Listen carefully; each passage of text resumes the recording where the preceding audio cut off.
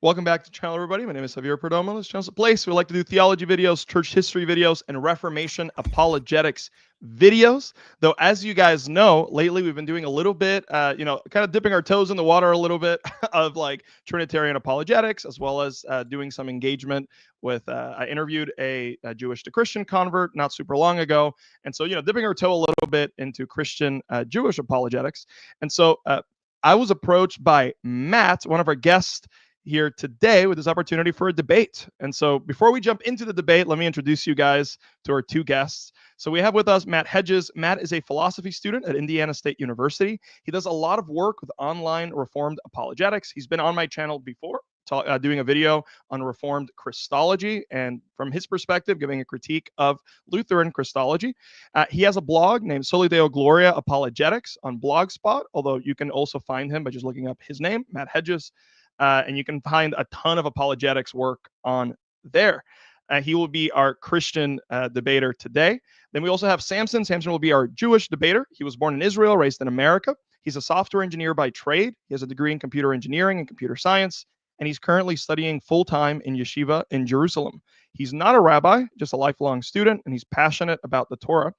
He's not really a content creator per se, but he has a YouTube channel, Samson's Donkey Jawbone, where recently he's been engaging in Jewish apologetics. Both Matt and Samson also have X accounts or Twitter accounts, if you still call it that, where you guys can go ahead and check them out. How are you doing tonight, gentlemen? Doing very good, Javier. Thanks for having me. Yeah, thank you for coming on, guys. I think this will be a great debate. So we'll be just jumping straight into it. I'm going to tell everybody what the debate is about. So we're going to be debating the question, is the Oral Torah authentic? So Samson will be taking the positive or the affirmative there, and Matt will be taking the negative on that question. And so we're going to have an opening statement by Samson that is 30 minutes long, followed by an opening statement by Matt that's 30 minutes long. We're going to have 10-minute rebuttals. First rebuttal will be by Samson. Second rebuttal will be by Matt. Then we're going to have 15-minute cross exams. The first cross examination will be by Samson. The second one will be by Matt. Then we're going to have 5-minute closing statements. The first one by Samson and the last one by Matt. That will be followed up with roughly 10 to 15 minutes of Q&A. Although I guess we'll see by the end of this if everyone's up to do a little bit more Q&A. We'll be here for a while. But if everyone's feeling energetic by the end, maybe we can do a little bit more than that. So if you guys have any questions that you want to ask our debaters at the end in that relatively short Q&A period during the debate, please make sure to put it in the comment section down below, or I guess in the live chat rather.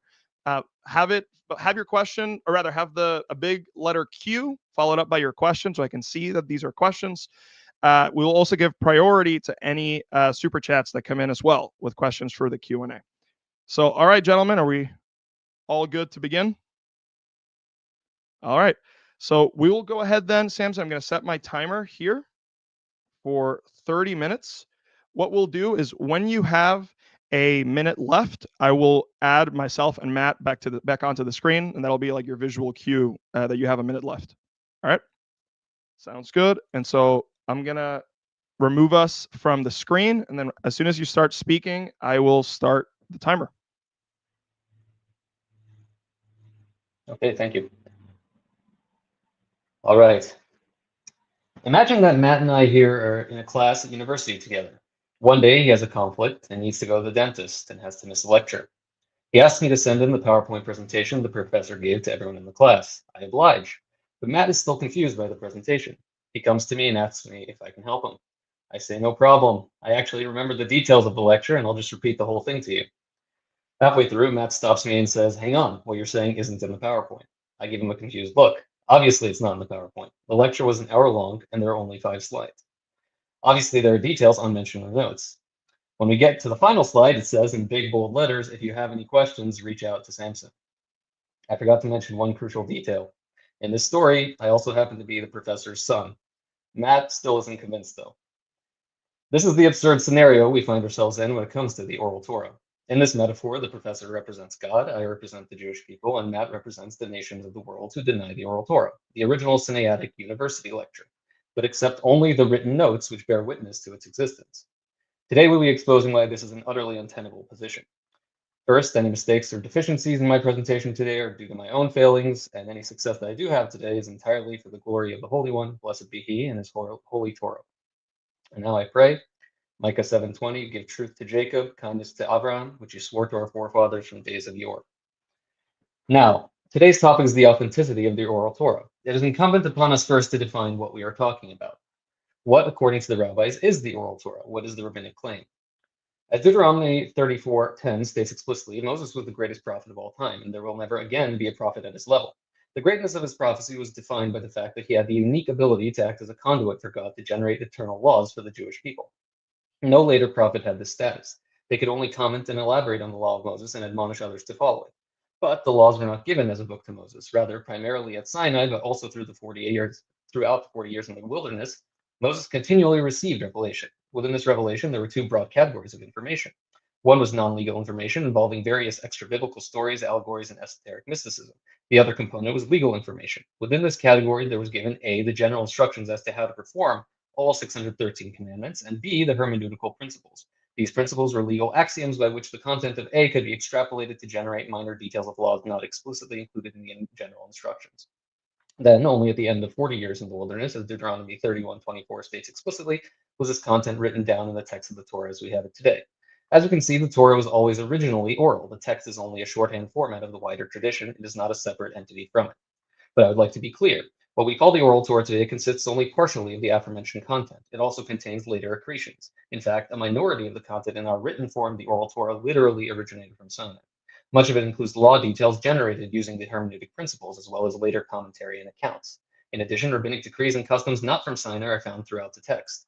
While there are rabbinic sources that state Moses received the entirety of the Oral Torah at Sinai, this is meant only in a metaphorical sense, that the kernel he received had the potential, principles, and methodology to generate the Oral Torah as we have it today, guided by divine providence to arrive at its present state. So today I will not be arguing that the entirety of the Talmud, Midrash, and Zohar are entirely, literally word for word from Sinai. This is not the rabbinic position and never has been.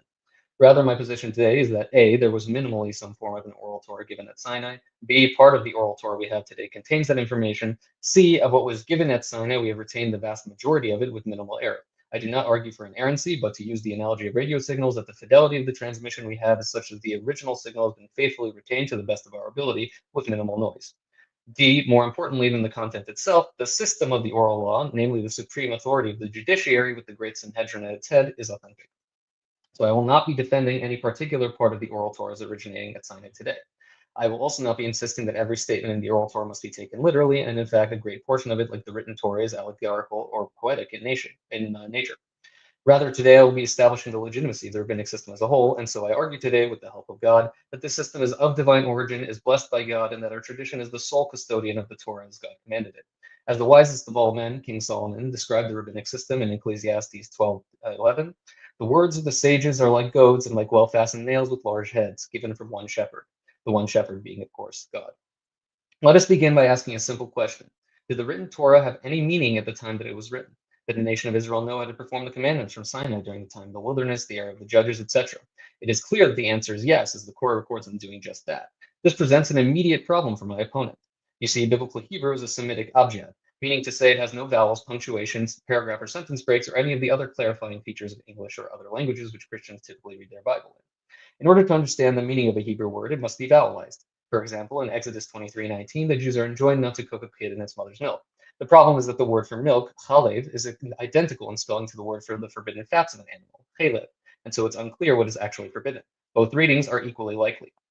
Without vowels, this clarification is impossible, and one has no idea how to fulfill this commandment.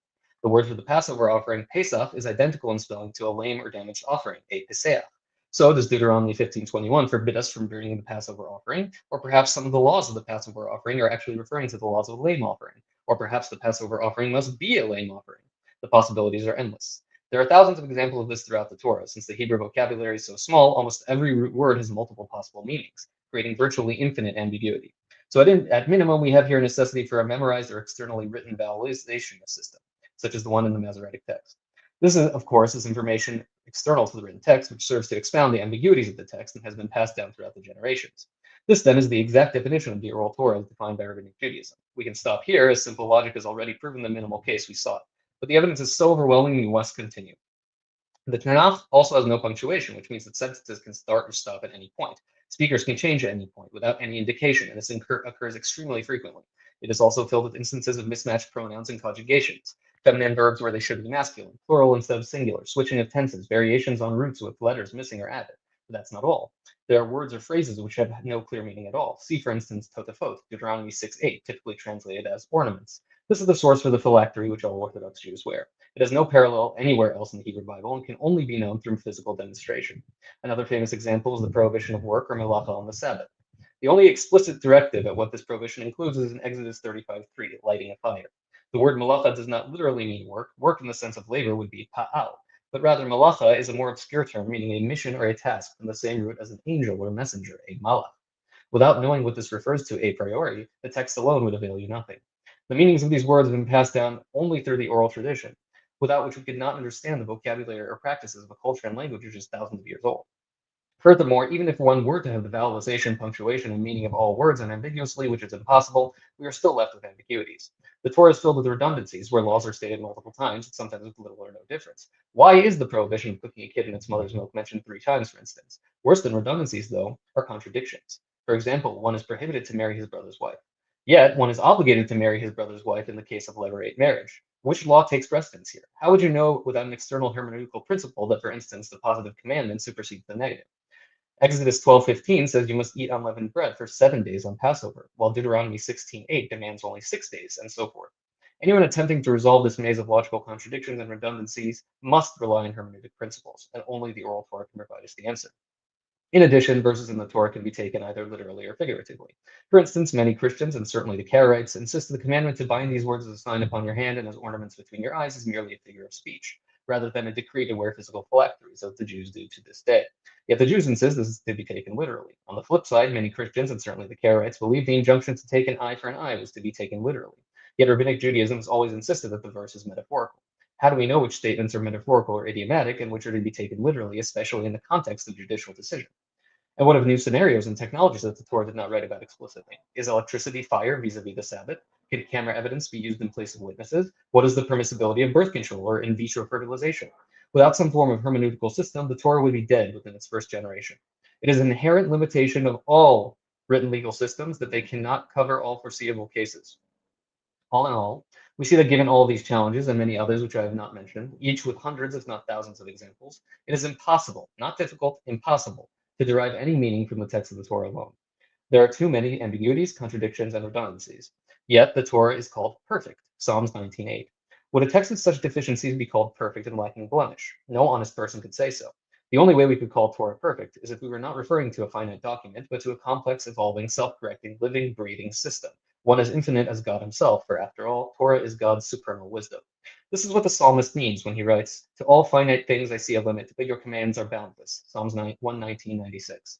There is no written law in existence which is boundless or infinite, none but the sublime Torah which God gave to my forefathers. The authority to resolve these infinite ambiguities and possibilities, which must logically exist somewhere, is found only within the rabbinic system, which provides earthly authorities to act as God's emissaries and rule authoritatively on what the correct meaning of the text is. Now that we've established the indisputable logical necessity for the oral law, it will be trivial to list the copious evidence for it found in the Tanakh itself. The development of the rabbinic system is laid out explicitly in the Torah. First, in Exodus 18, we find that immediately upon entering the wilderness, Moses begins to judge the people. Verse 15. Moses said to his father-in-law, "For the people come to me to seek God. If any of them has a case, he comes to me, and I judge between a man and his neighbor, and I make known the statutes of God and his teachings." Notice there is no written Torah at any point here. It only comes decades later. Moses is the sole representative of God, and people are described as seeking God by coming to him, not to a written text. Moses resolves disputes as well as teaching statutes and teachings, literally Torahs, plural. Jethro then advises, verse 21, "But you shall choose out of the entire nation men of substance, God-fearers, men of truth who hate monetary gain, and you shall appoint over them, Israel, leaders over thousands, leaders over hundreds, leaders over fifties, and leaders over tens. And they shall judge the people at all times. And it shall be that any major matter they shall bring to you, and they themselves shall judge every minor matter, thereby making it easier for you, and they shall bear the burden with you." Now Moses listens to Jethro and establishes the appellate court system, with Moses functioning as the final word. We see here even a differentiation between minor cases and major cases, all the hallmarks of a complex legal structure. So again, no written Torah at this time, just men interpreting the law with a centralized authority.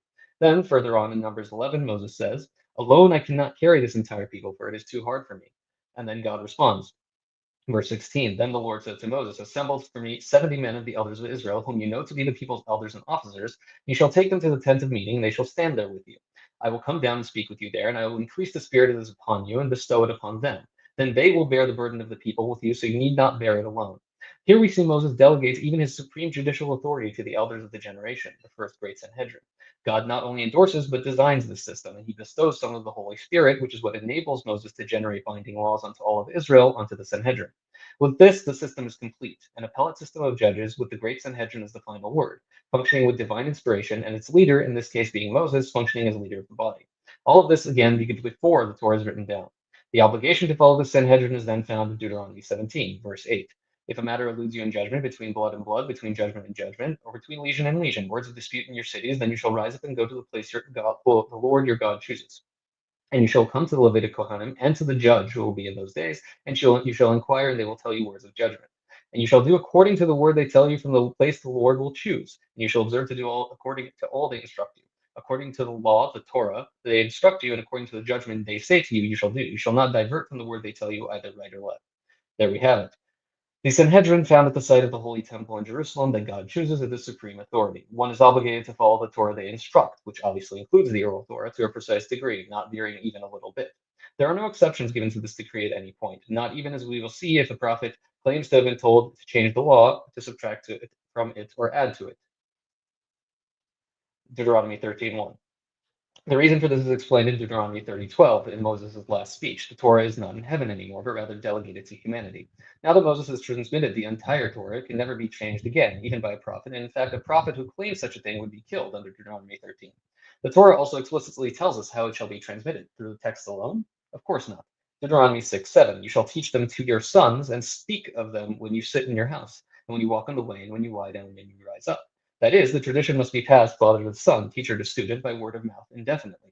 Why? Because we do not rely on static texts, which can be manipulated or lost or fabricated, nor on some alleged unnamed 500 witnesses somewhere far off, but on the collective memory on the entire nation, passed from father to son, the most trustworthy of all transmissions. We also know explicitly that the text did not include all the details of commandments. Most famously in Deuteronomy 12:21, God commands us to slaughter animals as he has commanded us. This commandment, of course, is found nowhere in the Torah. In Numbers 15, a man is stoned for gathering wood on the Sabbath. Yet again, this commandment is found nowhere in the Torah. There are many examples of this. The book of Nehemiah, however, is probably my favorite attestation to the Oral Torah, since it is the latest record in Tanakh, 1,000 years after Sinai, and closest to the Mishnah. In chapter 8, first we have Ezra and the elders teaching the people the law, verse 8. And they read in the scroll, in the law of God, the Torah of God, distinctly and gave sense, and they explained the reading to them. The verse explicitly says that the people could not understand the law directly until Ezra and the elders clarified and caused them to understand, proving once again that the text alone is inherently ambiguous. Next, in verse 14.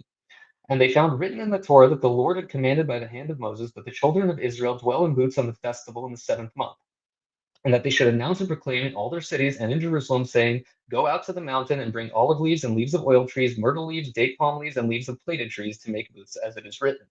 Now, in Leviticus 23:40, where this commandment to dwell in booths is described first, the species are different. Olive trees and oil trees are unmentioned, and in Nehemiah, the citron fruit is conspicuously missing. Moreover, it states that the species here are to make the booths, not to rejoice in the waving ceremony as in Leviticus. Regardless, this is a clear reference to a written commandment that does not, in fact, exist in writing. So, what could be meant by as written in the Torah of Moses? There's only one possible answer. The written Torah contained the general commandment, and there was an oral Torah to provide the details of said commandment. Similarly, in Nehemiah 10:30, we see the children of Israel take an oath to rejuvenate the performance of the Torah. Verse 30. They held with their brethren, their noblemen, and entered the curse and the oath to follow the law of God, which was given through Moses, the servant of God, and to keep and perform all the commandments of Hashem our Lord, and his ordinances and his statutes. As an example of one of the commandments of the written law of God given through Moses, verse 32 states, And as for the peoples of the land who bring merchandise and all grains on the Sabbath day to sell, we shall not purchase from them on the Sabbath or on holy days. Yet the written Torah never forbids buying and selling on the Sabbath. Once again, clear evidence that the law exceeded what was literally written in the text, and yet is referred to as the Torah of God given through Moses. Once we have established the existence of the Sanhedrin system, the legitimacy of extra-textual content, and successional transmission of the Torah, we need only establish it as the rabbis today that inherit the system. This is once again trivial. The rabbis, of course, possess the sole traditional chain to Moses in the world. Maimonides lists an example of this chain with explicit names from the sealing of the Talmud with Rav Ashi to Moses. At every point in Jewish history, even when the majority were wicked, there was a righteous remnant which preserved the tradition, passed it to the next generation, and claimed the smicha, or laying of the hands, which conferred wisdom and authority to them from Moses, as detailed in Deuteronomy 34:9. And Joshua the son of Nun was full of the spirit of wisdom because Moses had laid his hands upon him. The Sanhedrin goes on to appear throughout the Tanakh as elders or judges, and notably at the beginning and end of Nehemiah as the Great Assembly of 120 with Ezra at the head of the nation. If we agree that Ezra had the authentic tradition from Moses, and there can be no doubt about this, then all we have to do is trace the chain from the Sanhedrin to the Mishnah. In fact, Ezra 7 explicitly gives an example of Ezra's personal family chain of tradition to Moses, validating his authentic interpretation of the Torah, as God promises that the tradition will be passed accurately from father to son. Every sage of Ezra's generation, Zerubbabel, Nehemiah, Joshua the high priest, Mordecai, had a similar chain of tradition, and these are the direct predecessors to our own chains of tradition today. After Ezra, the chain is attested in Josephus, who in Antiquities, Book 11, describes the Great Assembly in the time of Darius as the princes of the Sanhedrin. In Book 12, he connects the Sanhedrin to the Pharisees by attesting to Simon the Righteous, grandson of Jedua, the last high priest mentioned in Nehemiah. The Book of the Maccabees similarly attests to the Sanhedrin in the Seleucid period. Josephus goes on in Book 13 to describe that these Pharisees who made up the Sanhedrin convinced the vast majority of the population, while the Sadducees and the Essenes who denied the Oral Torah were fringe minorities. Direct attestation that the claims of the Pharisees to have an extra-textual Oral Torah were very persuasive. Our chain directly links the Sanhedrin of the Mishnah and Gemara to the Sanhedrin of Nehemiah and Ezra. This chain then continues to the present. I stand before you today because my rabbi learned from his rabbi, who learned from his rabbi until Moses himself. An unbroken, attested chain verified at every generation by the totality of the sages. This is our evidence not only for the Oral Torah, of course, but the revelation at Sinai and the authenticity of the written Torah itself, which all Christians must by definition agree to or render their religion moot. And our chain is unlike any other in existence. Now, both the Christians and the Muslims make use of oral tradition as the basis of their religion, so they cannot decry the rabbis as unreliable without condemning their own, which are far less reliable. Ours was not a telephone game like other oral traditions, which relied on sole individuals to transmit, trusting claims on faith, with no centralized authority to control which facts were accurate and which were not. In the Jewish tradition, every generation verified all statements with the previous one, as well as written documentation, as the Talmud lays out openly and honestly. In countless places, the sages engage in source criticism of themselves, ensuring that statements authentically came from the prior generations and ultimately from Sinai, and that they stood to logical reasoning and were happy to stand down when proven incorrect. For instance, the sages of the Academy of Hillel were recorded to have retracted their statements in favor of those of Shammai in no less than 9 Mishnah, demonstrating their immense honesty, academic humility, and respect for the opposing opinion. Moreover, the sages of every generation also ensure that the next generation accurately receives from them in collective effort with rigorous repetition. Indeed, no other group in history has ever claimed an alternative chain from Moses. It would be impossible to do so. Like the blockchain of a Bitcoin network, you would need the majority of sages and much of the general population to go along with it, and to wipe all written records in each generation, an impossibility given the degree of skepticism in each generation to ensure all traditions were authentic. Now I'm debating a Christian, so the subject must inevitably come up. What about Jesus? Did the Christian writings support the rabbinic case? One should hardly be surprised that the gospel authors believed in much of the Oral Torah, even as they simultaneously decried the Sanhedrin for allegedly rejecting Jesus. The Christian writings are littered with attestations to the Oral Torah. For example, the story of Mark 2, when Jesus and his disciples pick grain on the Sabbath and the Pharisees indict them. Beyond the fact that Jesus gets the name of the high priest in 1 Samuel 22 wrong, it was Ahimelech, not Evyatar, as the gospel claims, his response is illuminating. Does he tell the Pharisees that picking the grain doesn't violate the Sabbath? After all, it's not explicitly forbidden anywhere in the written Torah. No, instead he accepts their charge and responds to it with another Oral Torah concept, pikuach nefesh, that is, that the Sabbath or any law may be broken to save someone's life.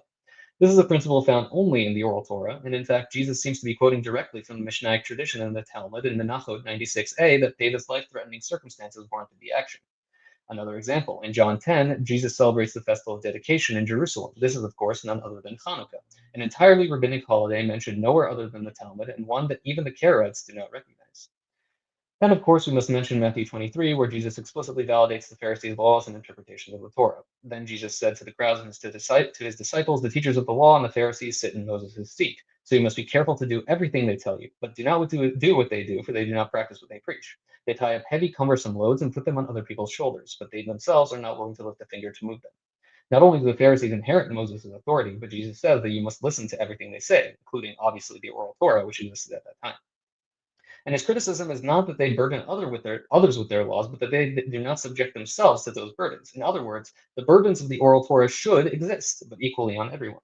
This is a stunning endorsement of the Oral Torah to the degree that if I, God forbid, were a Christian, I would be significantly uncomfortable arguing against Jesus himself. Now, again, I don't believe that any of these incidents happened as written or that the sages were hypocrites, but these are attestations nonetheless from the most hostile witness possible. There is a reason, after all, that the author of Acts invented the claim that Paul studied at the feet of Gamaliel. They knew that for any ideology to be considered a legitimate successor to Judaism, it seemed to come from the rabbinic chain to Moses. Of course, they completely failed to convince the Jews with this fabrication, but their efforts are worth noting. It was not just Jesus that validated the authority of the Sanhedrin. Famously, all the way until the Council of Nicaea in the 4th century, Christians worldwide relied on the authority of the Sanhedrin, the same one which allegedly condemned Jesus, to tell them when Passover was in order to celebrate Easter. In order to deny the Oral Torah, one has to say that the Church Fathers were relying on a false system and celebrating an arbitrary day rather than the actual Easter for hundreds of years, not the best look for Christians. Beyond this, the obvious point that must be made. All Christians, every single one to this day, rely on the rabbinic chain of tradition for the canon and text of the Tanakh itself. It is ludicrous to suggest that the same rabbis who invented a false Oral Torah were not also corrupt in transmitting the written one. If you're a Protestant, like my friend Matt here, you are in the worst position of all. Virtually all Protestant translations, the KJV most notably, not only make use of the rabbinic 10th century Masoretic text, accepting the rabbinic consonants and vowelization tradition, the KJV translators also made extensive use of Rashi, Radak, and Ibn Ezra, medieval rabbinic commentators. This is all, of course, entirely a product of the Oral Torah, and for any Christian, but especially a Protestant, to declare it inauthentic is to declare the text of his own Bible false. Finally, we come to the last reason why the Oral Torah is authentic, and it's quite simple, because the Jews say so. Now, to a Christian who has been brought up on anti-Jewish verses talking about Jews being broods of vipers and being sons of the devil, or that there is no longer Jew nor Gentile, this may sound absurd. But let us read what the Tanakh actually says. Deuteronomy 33:4. The Torah that Moses commanded us is an inheritance for the congregation of Jacob. An inheritance is something which belongs exclusively to you and no one else. Here, God declares that only Jacob, which is Judaism, not Christianity or Islam, are inheritors of the Torah. If this verse merely referred to the written text, anyone who copied the text would have access to it. So how can God promise exclusivity to the Jewish people in this knowledge? The answer is simple. The bulk of the Oral Torah is not in the text, but actually vested in the Jewish people themselves to ensure its exclusivity. We see this again throughout Tanakh unambiguously. Psalms 147:19. He tells his word to Jacob, his statutes and his judgments to Israel. He did not do so to any nation, and they did not know the judgments. Hallelujah. Deuteronomy 4:5-8. Behold, I have taught you statutes and ordinances as the Lord my God commanded me to do so in the midst of the land to which you are coming to possess, and you shall keep them and do them, for that is your wisdom and your understanding in the eyes of the peoples who will hear all these statutes and say, only this great nation is a wise and understanding people. For what great nation is there that has God so near to it as the Lord our God is at all times that we call upon him? All times, not just at that time. And which great nation is it that has just statutes and ordinances as this entire Torah which I set before you this day? Only the Jewish people have the Torah. As we can see, the Torah, the wisdom, the understanding, the justice is exclusive only to the great nation of Israel. God declares that for all time, the nations will wonder at the wisdom and holiness of the Jewish people and their laws. This, of course, could not refer to merely a written text, which anyone could co-opt for themselves. But perhaps you might claim that that was then and this is now, that Israel is, God forbid, Jesus and the church or some such nonsense. Let me disabuse you of this foolish notion immediately.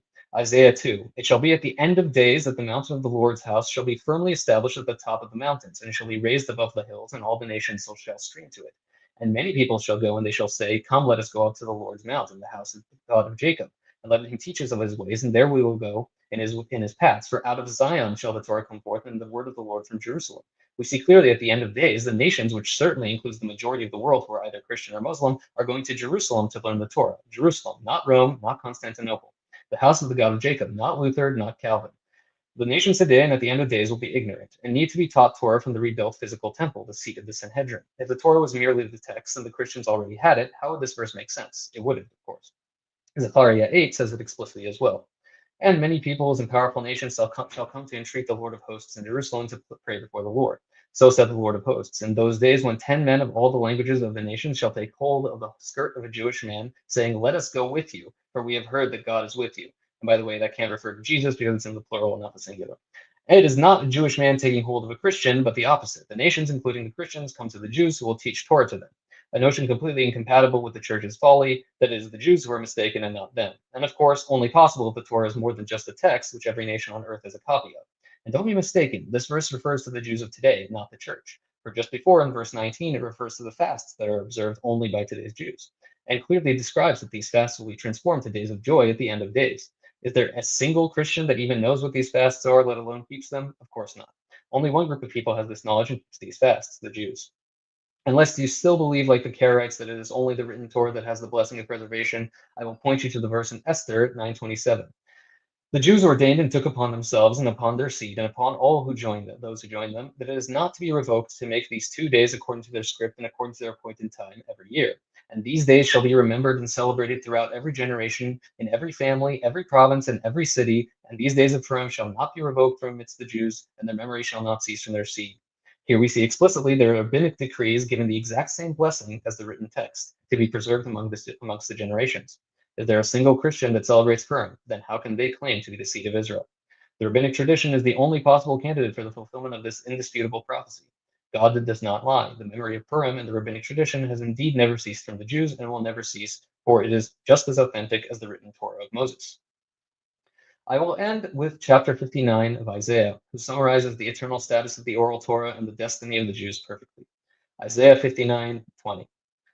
And a Redeemer shall come to Zion, and to those who repent of transgression in Jacob, says the Lord.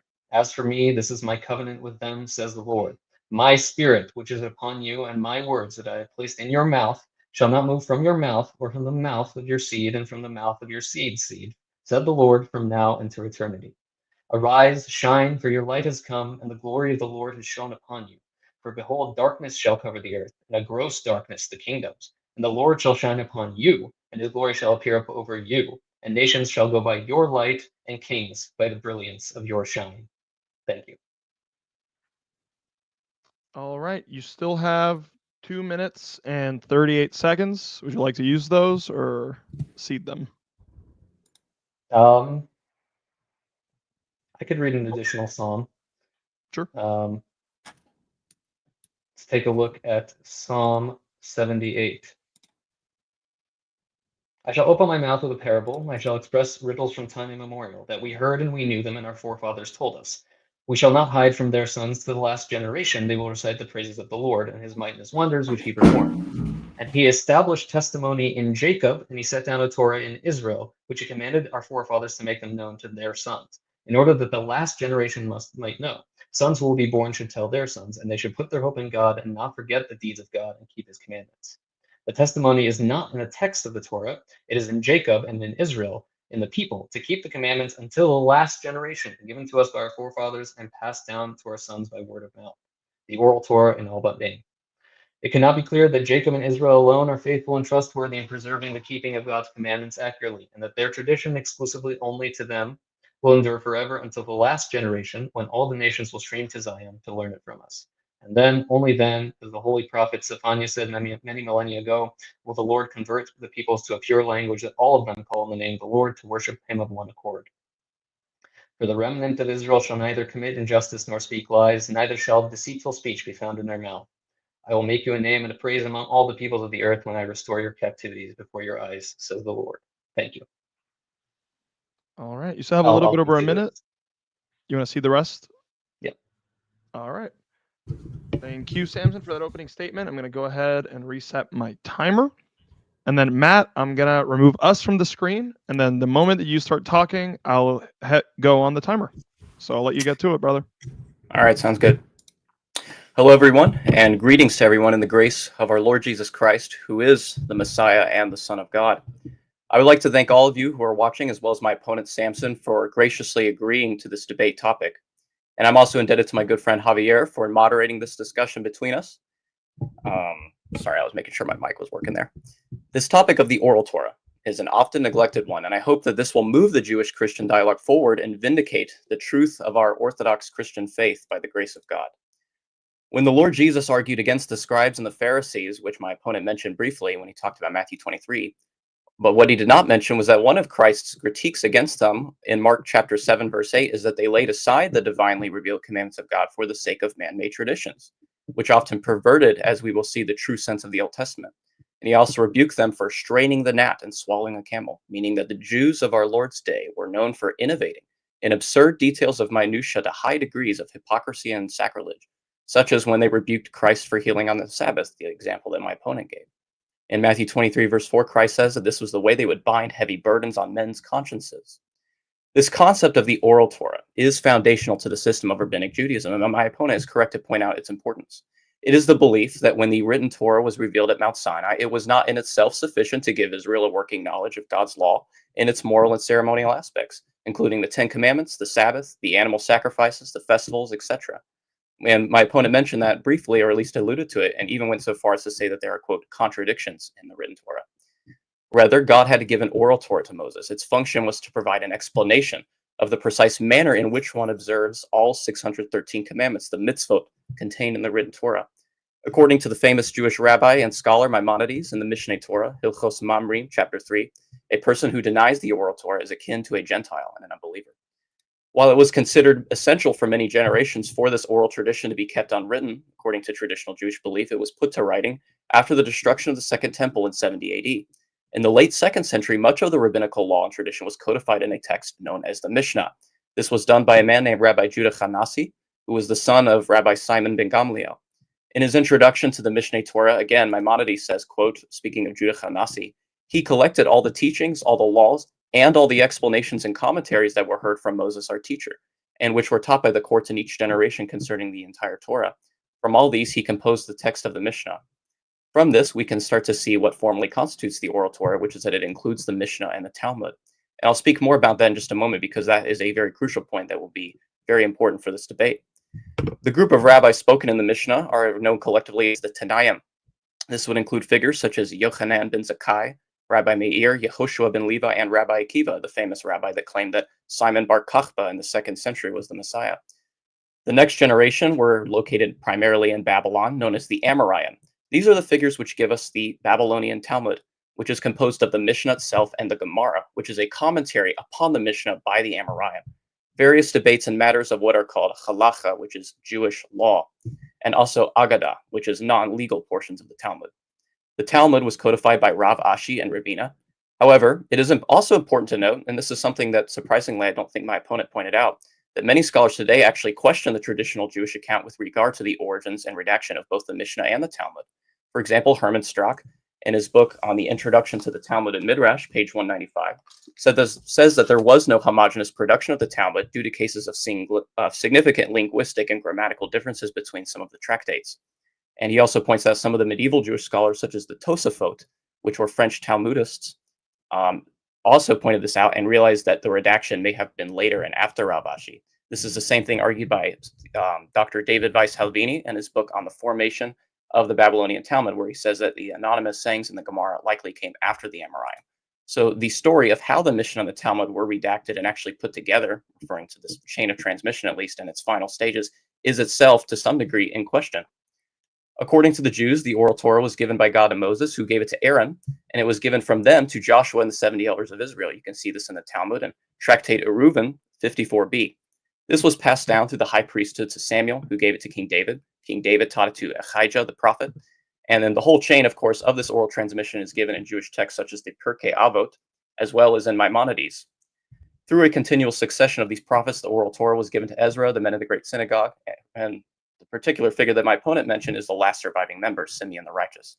He allegedly gave the oral Torah to Antigonus of Socho, the first of a lineage of Sanhedrin leaders known as the Zugot, which were these pairs of two rabbis that led the Sanhedrin for a few generations. The leader was known as the Nasi, meaning the prince, and his companion was called the Av Bet Din, the last of which were Hillel and Shammai, that my opponent also mentioned, that their schools did exist in the time of Christ and were known for their various disagreements. Hillel tended to be more lenient, whereas Shammai tended to be a lot more strict. One can see this, for example, in Tractate Barachot, where they dispute about what position does one have to be in when reciting the Shema. Does he have to be standing? Does he have to be sitting? The entire transmission of the chain of transmission for the Oral Torah is given by Maimonides in the introduction to the Mishneh Torah. The problem is that we do not have any external records which provide any witness to each of the links in this long chain of transmitting the rabbinic tradition, the span of which is about 34 generations. Outside of rabbinic literature, for example, where does one find the idea that David passed on an unwritten tradition to the prophet Ahijah, or that Samuel passed it to David? This is the problem. It will not do to simply say, well, the chain of transmission is part of the oral Torah itself and therefore is authoritative, since that is the fallacy of begging the question. I have three main arguments against the oral Torah that I wish to present here. First, according to the Bible, everything which God revealed to Moses on Mount Sinai was written down. In Exodus chapter 24, verses 3 and 4, it says, quote, "And Moses came and told the people all the words of the Lord and all the judgments. And all the people answered with one voice and said, all the words which the Lord hath said we will do. And Moses wrote all the words of the Lord and rose up early in the morning and builded an altar under the hill and 12 pillars according to the 12 tribes of Israel. We may put the argument of this verse into a syllogism, which is first, premise 1, everything which was received by Moses was written down. Premise 2, the oral Torah by definition was not written down, ergo the oral Torah was not received by Moses. This is a valid syllogism, and the premises are sound based on the text of Scripture.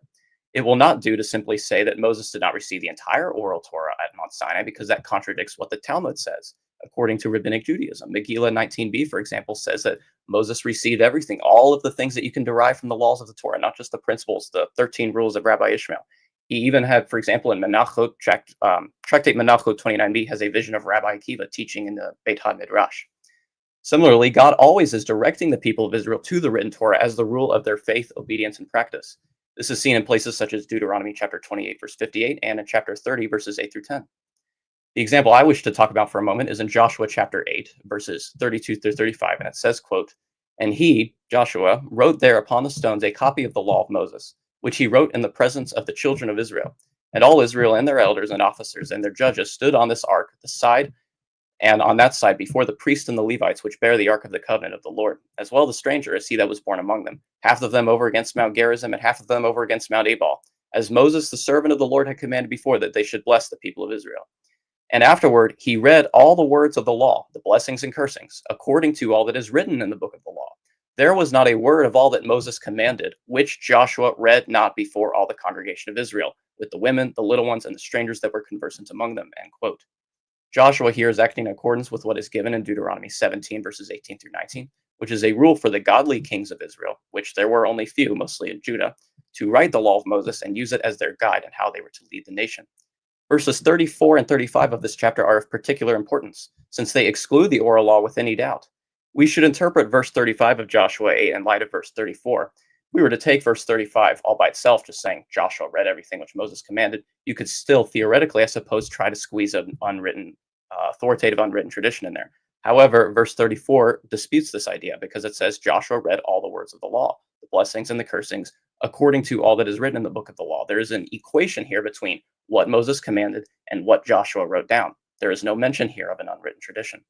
Similarly, in 2 Kings chapter 17, 37, going forward a few centuries, it says, quote, "And the statutes and the ordinances and the law and the commandment which he wrote for you, you shall observe to do forevermore, and you shall not fear other gods." During the time of the godly King Josiah, the Israelites had forgotten the law entirely. This is talked about in 2 Kings chapter 22, where the high priest Hilkiah discovers the book of the law in the house of God, and he gives it to Shaphan the scribe, and he reads it. And then Josiah mourns in repentance for the sins of Israel. There is no oral law mentioned in 2 Kings 22, which ought to bring great concern to those who would espouse the position of my opponent. Josiah's repentance was that the Israelites did not do the word of the Lord as it's written down. That was the standard of what God had revealed to them with Moses. He did not mention anything about oral traditions given to Moses passed down through the Sanhedrin, which, as I will demonstrate in a moment, the Sanhedrin is not infallible according to the Old Testament. This leads the 19th century German Orthodox Rabbi Samson Raphael Hirsch to say, quote, "The fact is that the written Torah contains no direct documentary evidence of the truth of the orally transmitted Torah, yet an entire nation has joyfully committed the preservation of its existence during more than 3,000 years to this authority." Similar to the argument my opponent made about simply saying that because the Jews have this special system, therefore it's authentic, which is begging the question. My second argument is this, which is that how could the oral Torah exist when Moses did not know what to do in particular situations regarding matters of Jewish law and jurisprudence? As my opponent said, Moses had to have the 70 elders because it was too heavy of a burden for him to bear to teach the law of God to the people. In Leviticus chapter 24, Numbers chapter 9, and Numbers chapter 27, we see three stories in which a case is brought before Moses and the 70 elders of Israel. Surprisingly, Moses and the Israelite leaders did not know immediately how to answer. The cases involve, for example, how to administer the penalty for a man who picked up sticks on the Sabbath, how those who were ritually impure could observe the Passover, and the inheritance for the daughters of Zelophehad. The three biblical passages I just referenced describe the story of each of these cases and how Moses dealt with them. In each one of them, Moses consulted with God directly to discern the right manner in which to proceed. Some interpreters believe that he may have used the Urim and the Thummim. My question is this: if Moses had been given an oral law, the laws of the Mishnah and the Talmud, then unwritten, why did he not know how to deal with cases involving the penalty for Sabbath breaking, how to distribute the father's inheritance to the daughters of Zelophehad, and what to do with a ritually impure person on the Passover? Do they keep the Passover? Do they not keep it? Each of these cases are debated and discussed in great detail to their minutia by the rabbis in the Gemara. Evidently, Moses was completely unaware of these traditions of the Talmud because he did not know them. One response some Jews give is that the laws and traditions contained in the Mishnah and Talmud were not part of the revealed Oral Torah as such, but only the principles of interpretation from which those laws and rulings could be derived.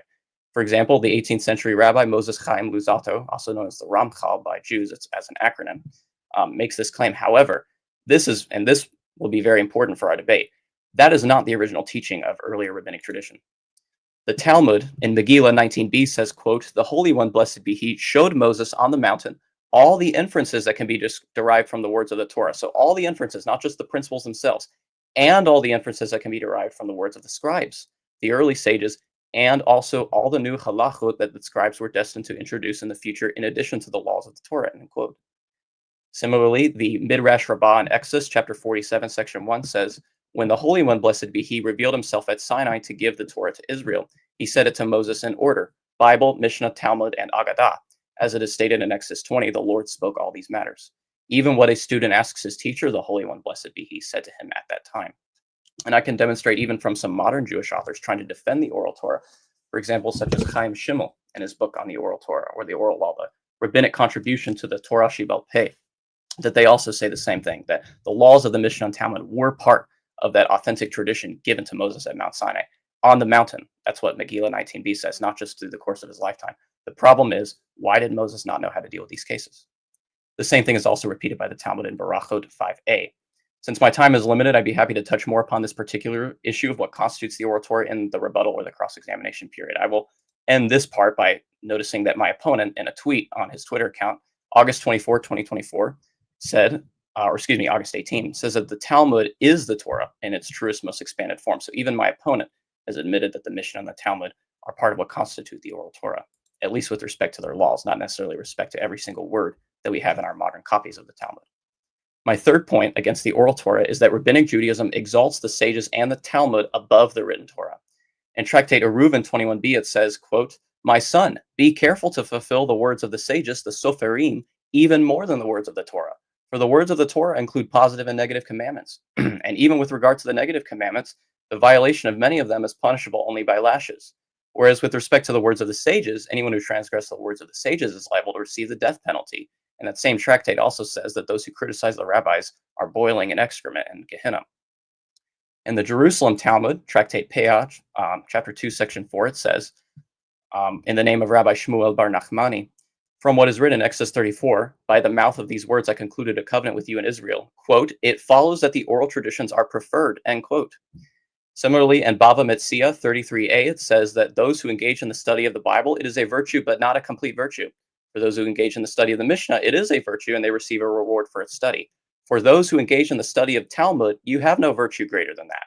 And always pursue the study of the Mishnah more than the study of the Talmud. Upon this passage, the great medieval commentator of the Jews, Rashi, says, quote, "The Mishnah and the Gemara are more excellent than it," meaning the written Torah. And similarly, in Tractate Ketuvot 84a, the Talmud says that the sages reinforced their pronouncements with the severity of Torah law and ruled that their laws cannot be abrogated. And this is also not just in the Talmud, but also in later codes of Jewish law. For example, the Shulchan Aruch, which was written by Rabbi Joseph Caro, about many volumes summarizing Jewish law. In Yoreh Deah, chapter 246, section 4, it is stated that one should, over time, prioritize studying the Talmud more than the Torah itself. Similarly, in the Jewish text Pesikta Rabbati, it says, quote, "Let no one say, I do not observe the ordinances of the elders, since they are not from the Torah. The Holy One, blessed be he, said, no, my child. Everything they decree upon you, observe it, as it is said in Deuteronomy 17, which my opponent quoted, according to the law which they shall teach you. Why? For even upon me they decree, as it says, you will decree a thing, and it shall be established for you." So according to this Jewish text, God himself is bound by whatever the Sanhedrin prescribes. There's also, of course, the famous story of the oven of Achnai in Bava Metzia 59b, in which there's a disagreement between Rabbi Eliezer ben Hyrcanus and the other sages regarding the ritual purity of a certain oven. Eliezer confirms that his opinion is the correct one by means of various miracles, and even a divine voice confirms him. However, the rabbis respond by saying the Torah is not in heaven, quoting that passage from Deuteronomy, and that the majority must always be followed. And that, of course, is based on a gross misinterpretation of Exodus chapter 23, verse 2, where it does not say follow the majority, but it says actually the complete opposite. You shall not follow majority to do evil. You will not pervert the cause of justice in the multitude. In reply to all this, God says, "My children have defeated me." I can quote various rabbinic commentaries on this passage from the Talmud, which show how devastating this is to the idea of an oral Torah. However, I would also cite again Menachot 29b, where there's the Agadah narrative of Moses having a futuristic vision of Rabbi Akiva teaching in the study hall, the Beit HaMidrash, and Moses feels ashamed that his knowledge of the Torah was less than Rabbi Akiva. So in this instance, Judaism is placing the later sages above even Moses himself. We also see the insane degree to which Judaism exalts the authority of the Sanhedrin in some of their legal practices and principles of their Jewish jurisprudence. They have, for example, what is called the Horat Sha'ah, which is an extraordinary situation in which the rabbis are allowed to suspend the commandments of the Torah. Maimonides provided two conditions for such a situation to be enforced. For example, if it is not a permanent suspension, and secondly, if the suspension of the laws for the overall good. Though we may concede that God has sometimes accommodated laws for the sake of human weakness, like in Matthew 19, where Jesus says that the laws of divorce, even though God hates divorce, were still there because of the hardness of men's hearts, the Talmud twists it. For in those circumstances in Scripture where, for example, an exception was made, like when David ate the showbread, or where there's the sin of Achan in Joshua chapter 7, the Jews have an express command from God to make that instance. But the later Sanhedrin did not have such authority. Indeed, the commentary of the Tosafists on Yoma 69a contains a direct admission from them that a command from God is not necessary to negate the commands of the written Torah. Within rabbinical law, there's also the concept of what is called ha'aramach, which is a type of legal loophole or circumvention. The word in Hebrew literally means, as far as I know, a cunning or subtlety. And seeing how the Jews and their rabbis employ this in their halacha is of particular interest to us. For examples, the rabbis discuss what to do in the case of an animal and its offspring which have fallen into a well on a Jewish holiday, in Shabbat 117b. Based on the law of muktzeh, which in Jewish law means that you cannot carry objects between private and public domains on the Sabbath, that counts as work.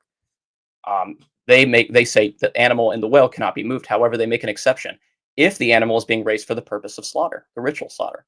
However, Scripture prohibits the slaughtering of an animal and its offspring on the same day, Leviticus 22:28.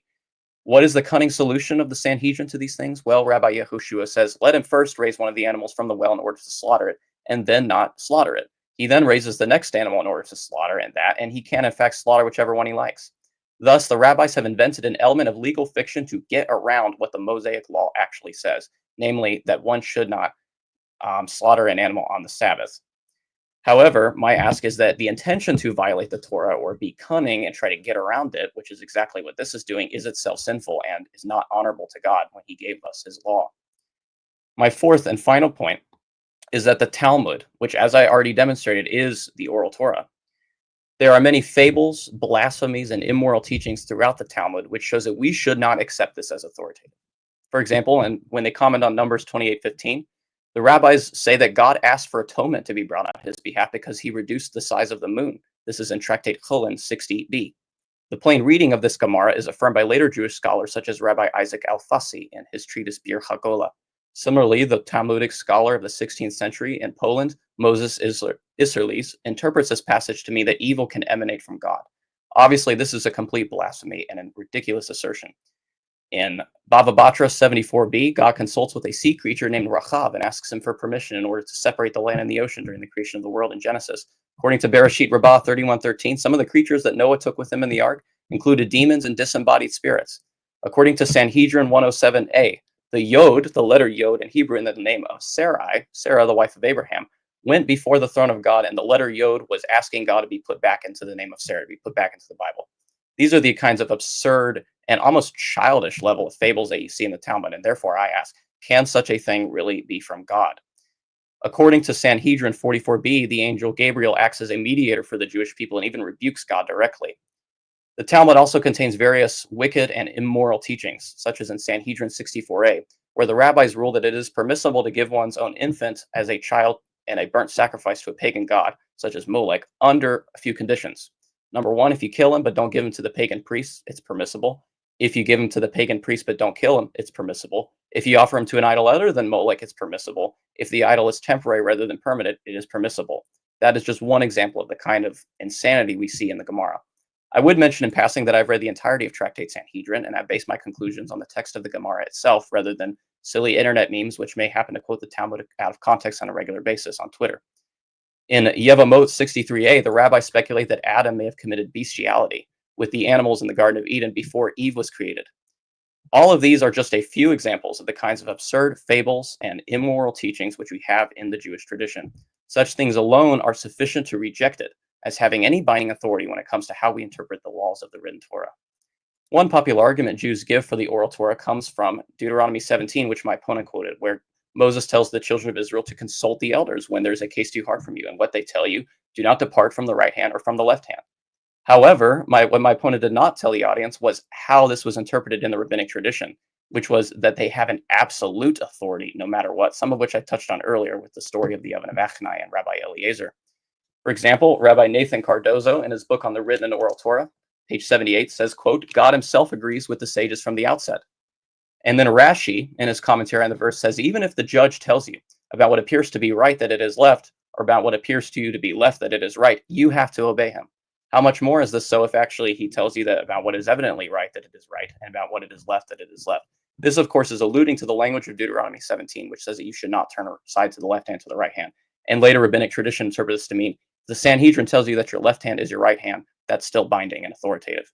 Similarly, the Sifrei commentary on Deuteronomy, chapter 154, section 5 says, even if it seems in your eyes that they, the Sanhedrin, are telling you left is right and right is left, listen to them. There is not a word in this verse of Deuteronomy 17 that gives infallible authority to the Sanhedrin. Rather, their authority was binding insofar as it agreed with the written Torah. That was the limit on their authority. And we can see that in other parts of the Old Testament, such as in Jeremiah 2, verse 8, where God or Jeremiah rebukes the priests and says, the priest said not, where is the Lord? And they that handle the law knew me not. The pastors transgressed against me, and the prophets prophesied by Baal, and walked after things that do not profit. Similarly, in Jeremiah chapter 8, verse 8, it says, how do you say we are wise, and the law of the Lord is with us? Lo, certainly in vain made he it. The pen of the scribes is in vain. The wise men are ashamed. They are dismayed and taken. They have rejected the word of the Lord. And one last example of this would be in the book of Malachi, chapter 2, verses 7 through 8, which says that even though, yes, you should seek knowledge at the lips of the priest, it says in the next verse, verse 8, they have led the people astray by their instruction. Therefore, the Sanhedrin and the Jewish elders were not given infallible authority into how they transmitted any sort of tradition. They were not given infallible authority in how they interpreted the written Torah. And last of all, I would argue that the oral Torah does not serve its intended purpose and is therefore useless and not authentic. For what does rabbinic Judaism tell us? What did my opponent tell you? He said that in order to properly obey and observe the commandments of the written Torah, you have to have the oral tradition. He gave the analogy at the beginning of his opening statement about there being a classroom, a presentation from a professor with slides, and how you have to have these extra notes to actually interpret it. In response to this, I would first note the following comment of a man named Rabbi Joseph Albo, a famous Jewish philosopher that lived in 15th century Spain. Rabbi Joseph Albo wrote a book called the Sefer HaIkarim, which is a book of the fundamental principles of Judaism. In book 3, chapter 23, Joseph Albo says, quote, thus the Mishnah, which is an interpretation of the written Torah, gave rise to doubt and confusion and required another interpretation, namely the Talmud, which Rav Ashi composed to explain the Mishnah. The Talmud, in turn, which is an interpretation of the Mishnah, required another interpretation. And so there is a multiplicity of commentaries on the Talmud and a variety of opinions. And the same is true of the commentaries on that. It is clear, therefore, that the written Torah cannot be perfect unless it is accompanied by this oral interpretation, which is called the oral law. My question, based on what Albo says here and what the simple facts of history are with regard to rabbinic literature, if there's always a need for new commentaries ad infinitum on this oral Torah, I question whether the Mishnah and the Talmud ever serve their claimed purpose at all in terms of explaining the written Torah. If the Mishnah doesn't do it so that you need the Talmud, and the Talmud doesn't do it so you need commentaries on the Talmud, and then codifications of Jewish law, and then commentaries on those codifications, you're still stuck in the same pit that you accuse us of being in, which you say that, well, we can't apply these things because, this verse says this, and you don't know how to apply that with regard to its precise details. I would say you still don't quite know how to apply that because there's still so much debate, and there's still commentaries being written upon the commentaries ad infinitum. Javier, how much time do I have left in my statement? You have 4 minutes and 27 seconds. Okay, sounds good. All right, I don't have to. I will quickly address a few of the things my opponent said. I don't have time to address every single thing, which I'm happy to do that perhaps in another rebuttal or the cross-examination, but I would like to start with some of the specific claims he made to try and prove that the written Torah demands an oral Torah to supplement it. First of all, he gave the example of Deuteronomy chapter 12, verse 21, where it talks about the ritual slaughter of an animal and says, as I have commanded you. And the argument, of course, was that, well, nowhere in the written Torah does it talk about how to slaughter an animal, therefore, how do you do it? My response would be, just because the precise details of slaughter may not be written, that does not mean that we have to bow to rabbinic tradition. Jews ought to read verses 15 and 16 of that same chapter in Deuteronomy 12, where it says, quote, Notwithstanding, thou may eat and kill all flesh in thy gates, whatsoever your soul lusts after, according to the blessing of the Lord thy God, which he hath given thee. The unclean and the clean may eat thereof as of the roebuck and as of the hart. Only ye shall not eat the blood. Ye shall pour it upon the water. So when verse 21 is saying, about the slaughter as I commanded you, that's referring back to verse 15. Indeed, the Jews have to admit this by the case of their own rabbinic hermeneutical principles, one of which is called the Getzera Shava, which is when an identical word in two texts at least may establish a connection between them, such that you can compare them together to give a legal ruling. The same Hebrew verb zabach for sacrifice or slaughter here, for the slaughter of the animal, is used both in verse 21 and in verse 15 and 16. Verse 16 also gives further direction concerning the slaughter, that the blood must be poured out on the ground. This would rule out strangulation, for example, as a means of slaughter. And then in verse 28, it says, only be sure that you do not eat the blood, for the blood is the life, and you may not eat the life of the flesh.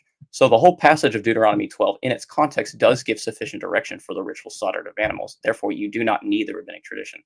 Similarly, he talks about the case of people performing work on the Sabbath. What counts as work? Do we have to believe in the 39 different types of work that are prohibited by the Sabbath according to Jewish law, the malacha? However, notice my argument in the opening statement, which was that since the Oral Torah is comprised of the laws of the Mishnah and the Talmud, the laws of the sages, which were passed down by 34 generations, why did Moses not know how to punish a Sabbath breaker in the book of Numbers? Similarly, in Deuteronomy chapter 30, verses 10 through 14, when speaking of the written law, and as it is being talked about to Moses, to the children of Israel before they entered into Canaan, it is said to be near you and in your mouth, not hidden in heaven beyond the sea. And in verse 34, it is said that the commandments are clear, quote, that you may do it. Therefore, Moses himself is saying, the commandment that I have given to you, to the children of Israel, the written law, is clear. You do not have to go far and beyond you. It is near you and in your mouth. Therefore, you may do it. For example, the law of the Sabbath was enforced during the life of Moses in the giving of law. But again, you have the case of Numbers 15. If Jews had already received the full and complete Oral Torah, why is it that they did not know what to do there? Similarly, he cites the famous verse about you shall not boil a kid in its mother's milk. And that appears 3 times in the written Torah. It appears in Exodus 23, Exodus 34, and Deuteronomy 14. However, I would also note that the interpretation of Maimonides, ironically, on this text is this is actually referring to some sort of idolatrous practice of the pagan nations around Israel, whereas later rabbinic tradition interprets this to mean that you cannot eat meat and dairy. Problem with that is that contradicts what you find in Genesis chapter 18, where Abraham does cook meat and dairy, and he gives it to the angels by the yoke of Mamre to eat.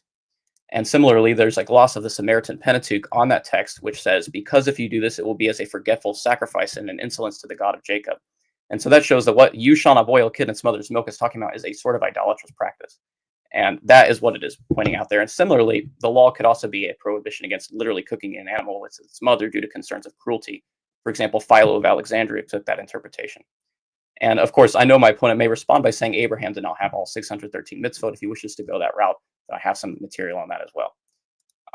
Am I at the limit of my time? Yeah, you have 37 more seconds. Sorry, I should have come up there. Do you want to use those or yield them? I'll just see it. You're good. All right.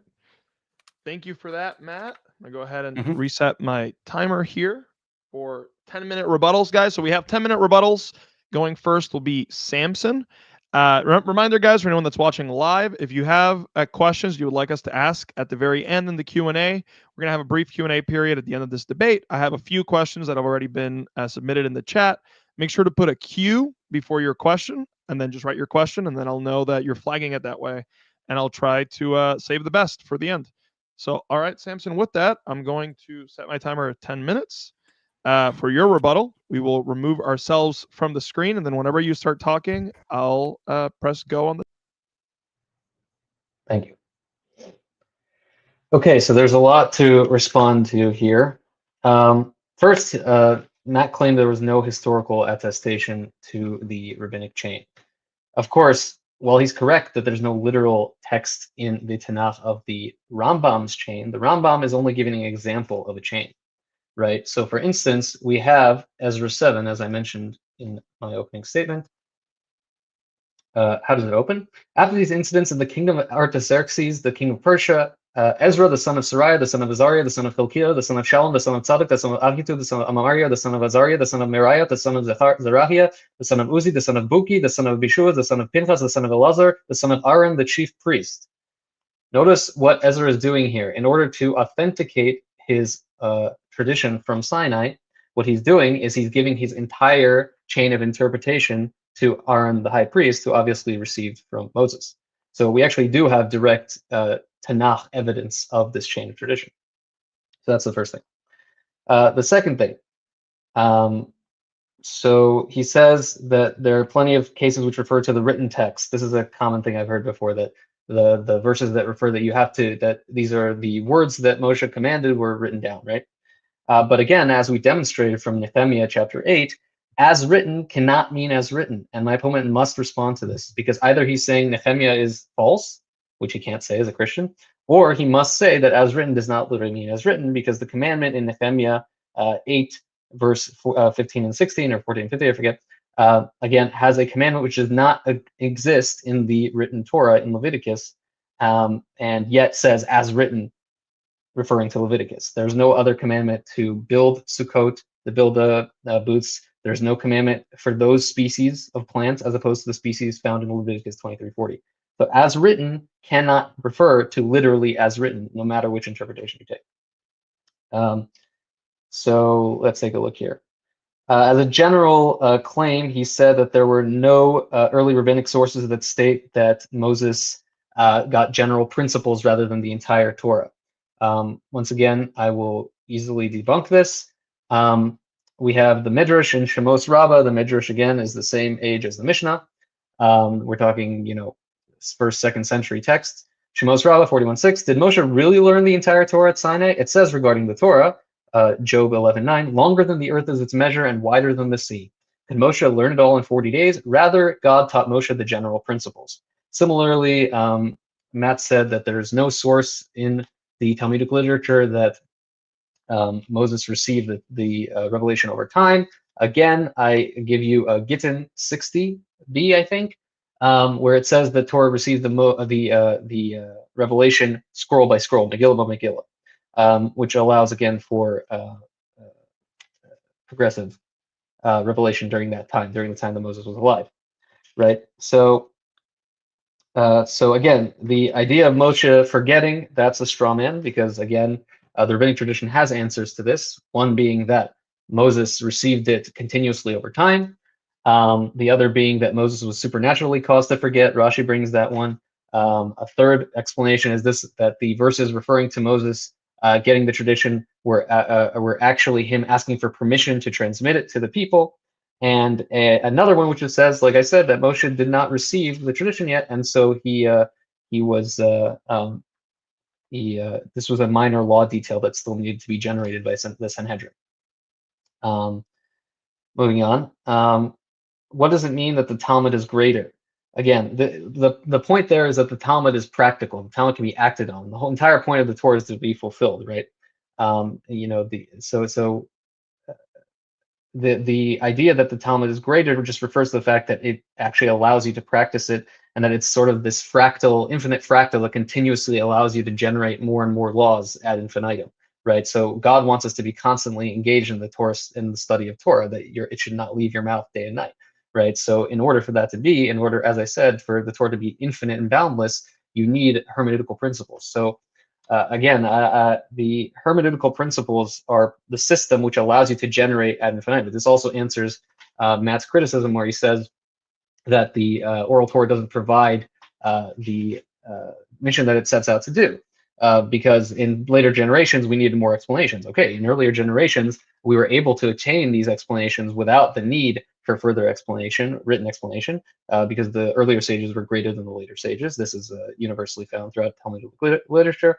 But later generations needed to use the principles that were already given to us to derive intermediate and minor points, like I said. So again, this is okay. Exodus 23:2.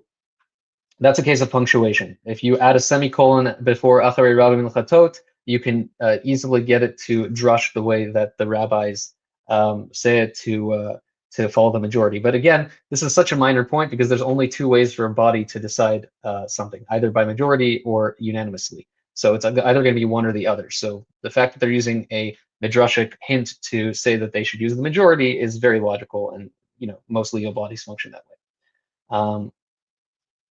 He brought the story of Rabbi Akiva and Moses seeing Rabbi Akiva's teaching.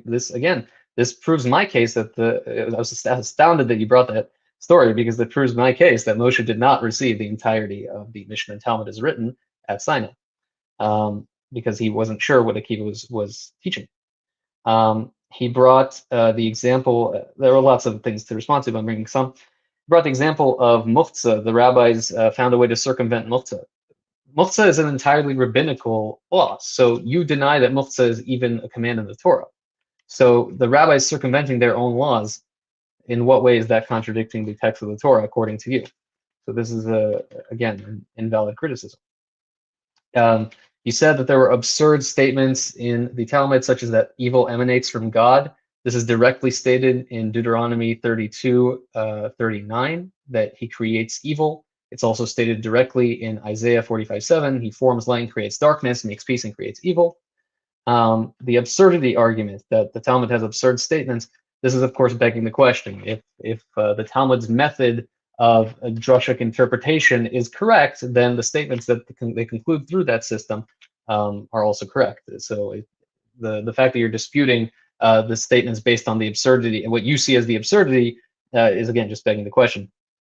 And I could equally make the same criticism and say, which is more absurd, you know, I don't even remember all the ones that you said, but that, or for instance, that there's a virgin birth and a man God, and you eat his flesh and drink his blood, and he resurrected, and all this. Like, which of those is more absurd compared to the written text of the Torah?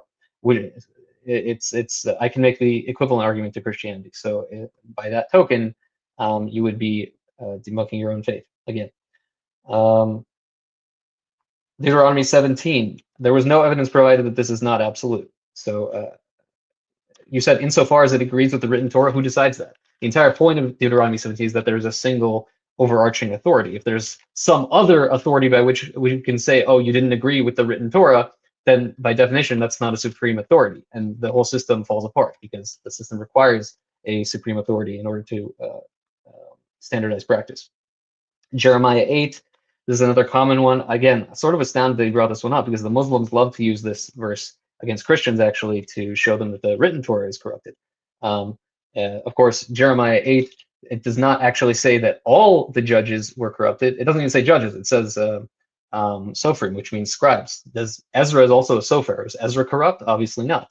Was Jeremiah? It says the prophet and in the same chapter, the prophet and the judge, I think, or somewhere, the prophet and the elder are corrupt.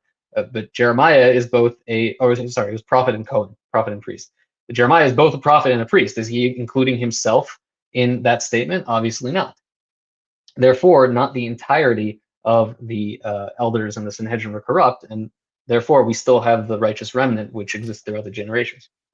What else was there? Jeremiah 8.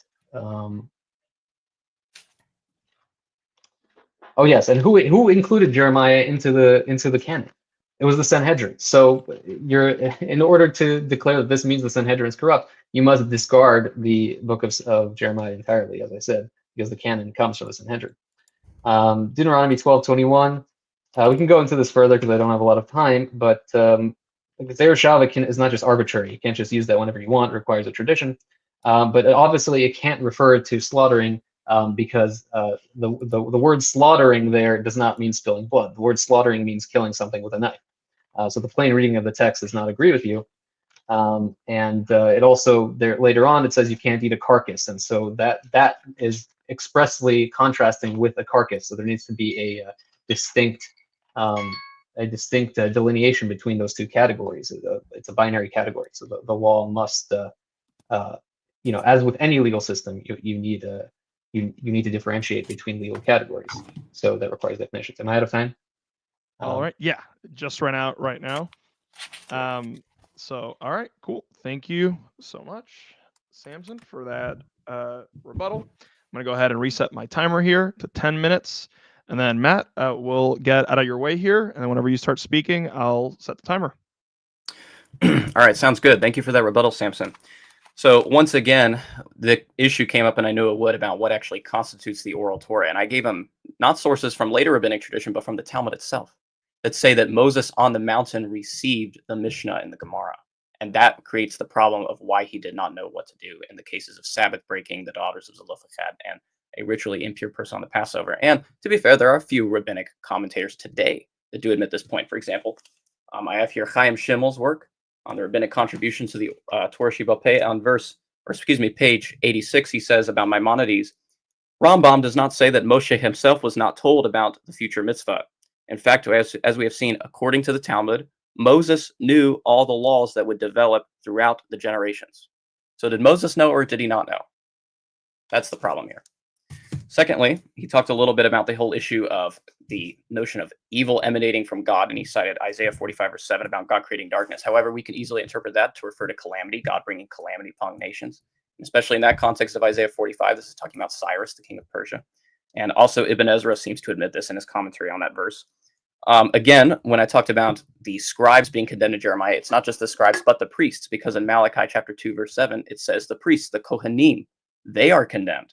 Even though, yes, de jure, people had to seek the knowledge and understanding of the law at their mouth, they are still condemned because they didn't always give it correctly. And there's even a whole tractate in the Talmud, Tractate Horayot, which talks about what to do if a rabbinical court errs. So no, the Sanhedrin's not infallible.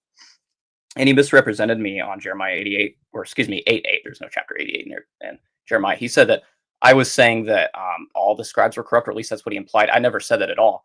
My point was that the Sanhedrin, as a legislative body de jure, was not granted infallibility. It had a normative authority, but a thing can be binding on somebody without being infallible. The Supreme Court of the United States has, to some degree, an authoritative interpretation of the Constitution, but it also has the power of judicial review, like you see in Marbury versus Madison. The Supreme Court can make errors, it can make mistakes, it can rescind previous decisions, and that's the kind of similar thing that I'm arguing with the Sanhedrin here.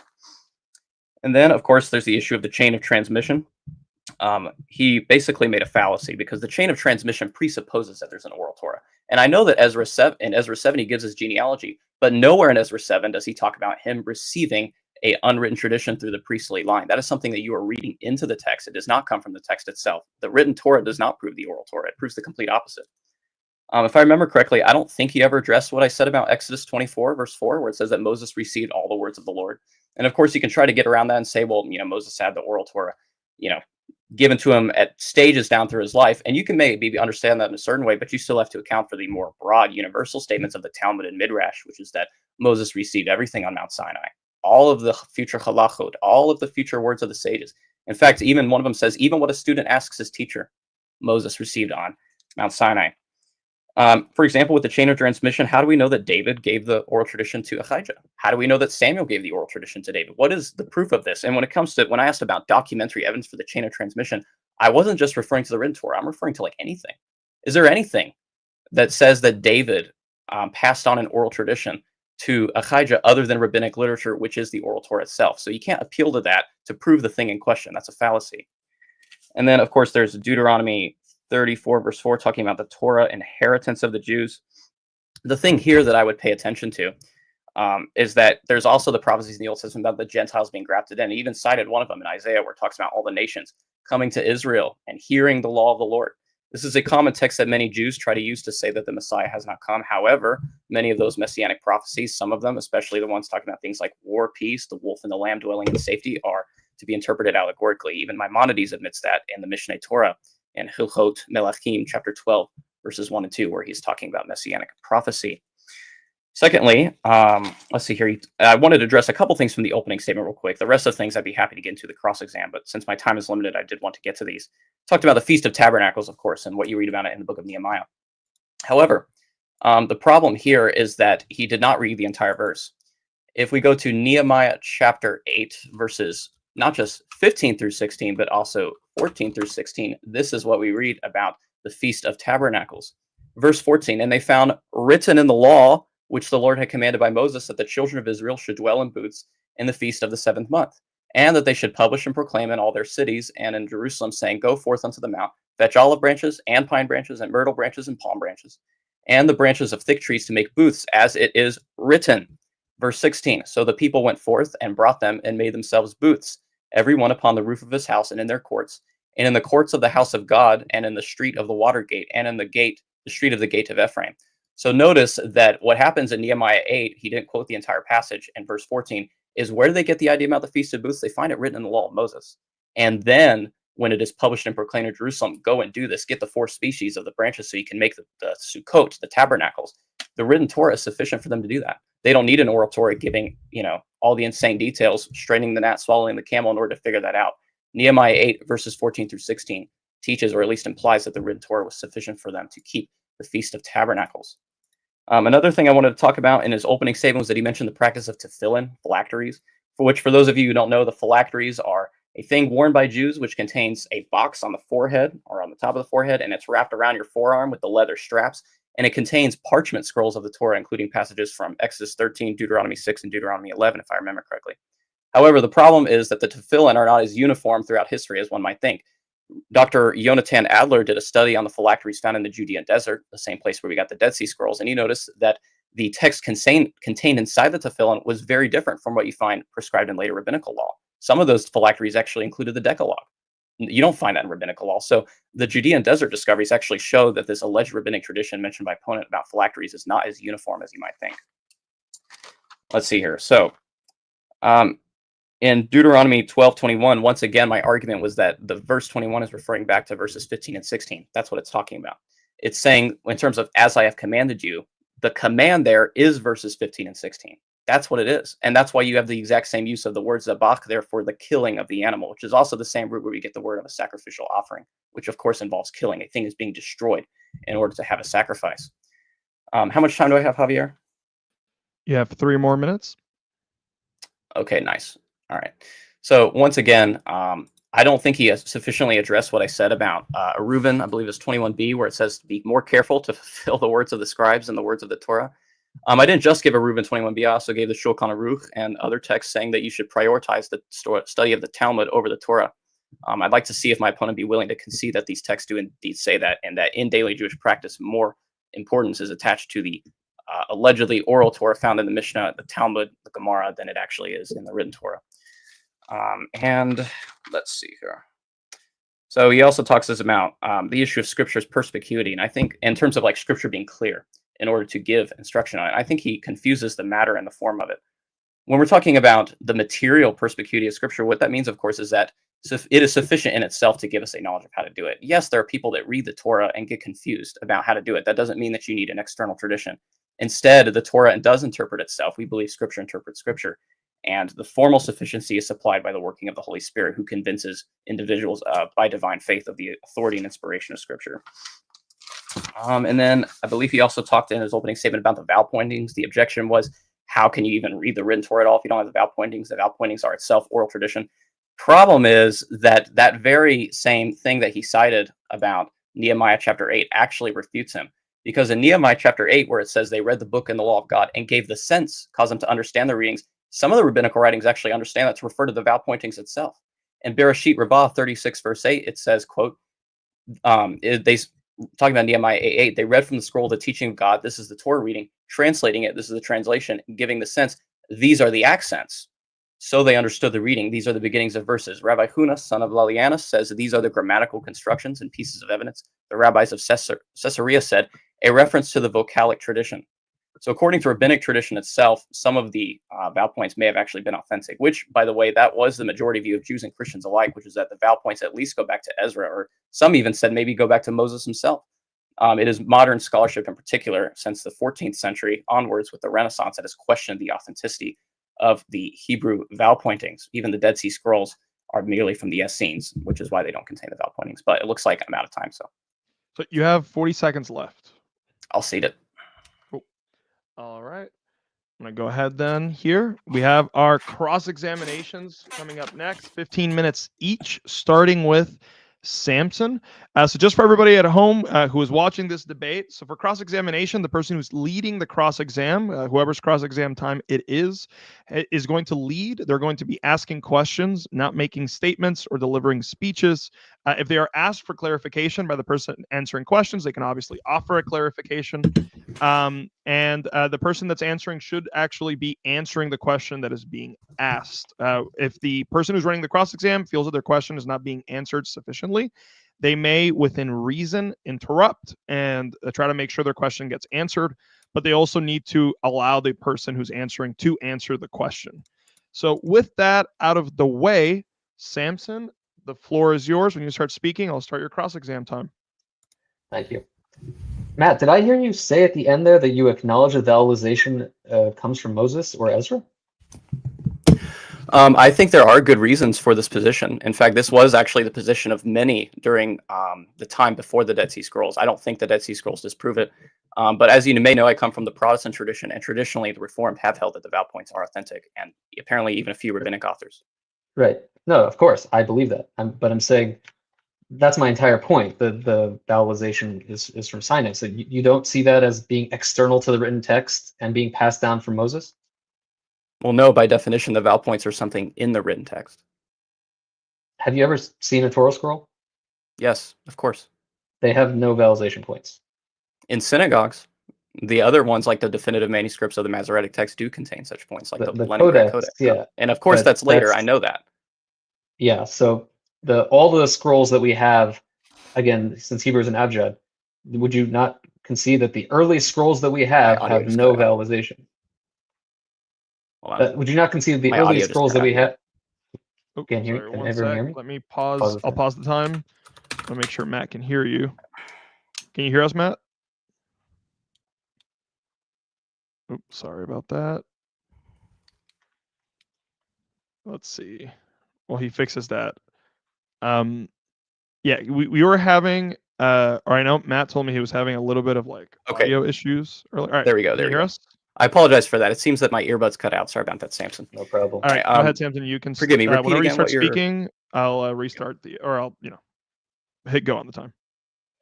Yeah. So I'm still like bewildered. Like, you acknowledge that the earliest texts, the earliest manuscripts that we have no vowel pointings, right? And that every Torah scroll in existence has not had vowel. Are you talking about the Dead Sea Scrolls?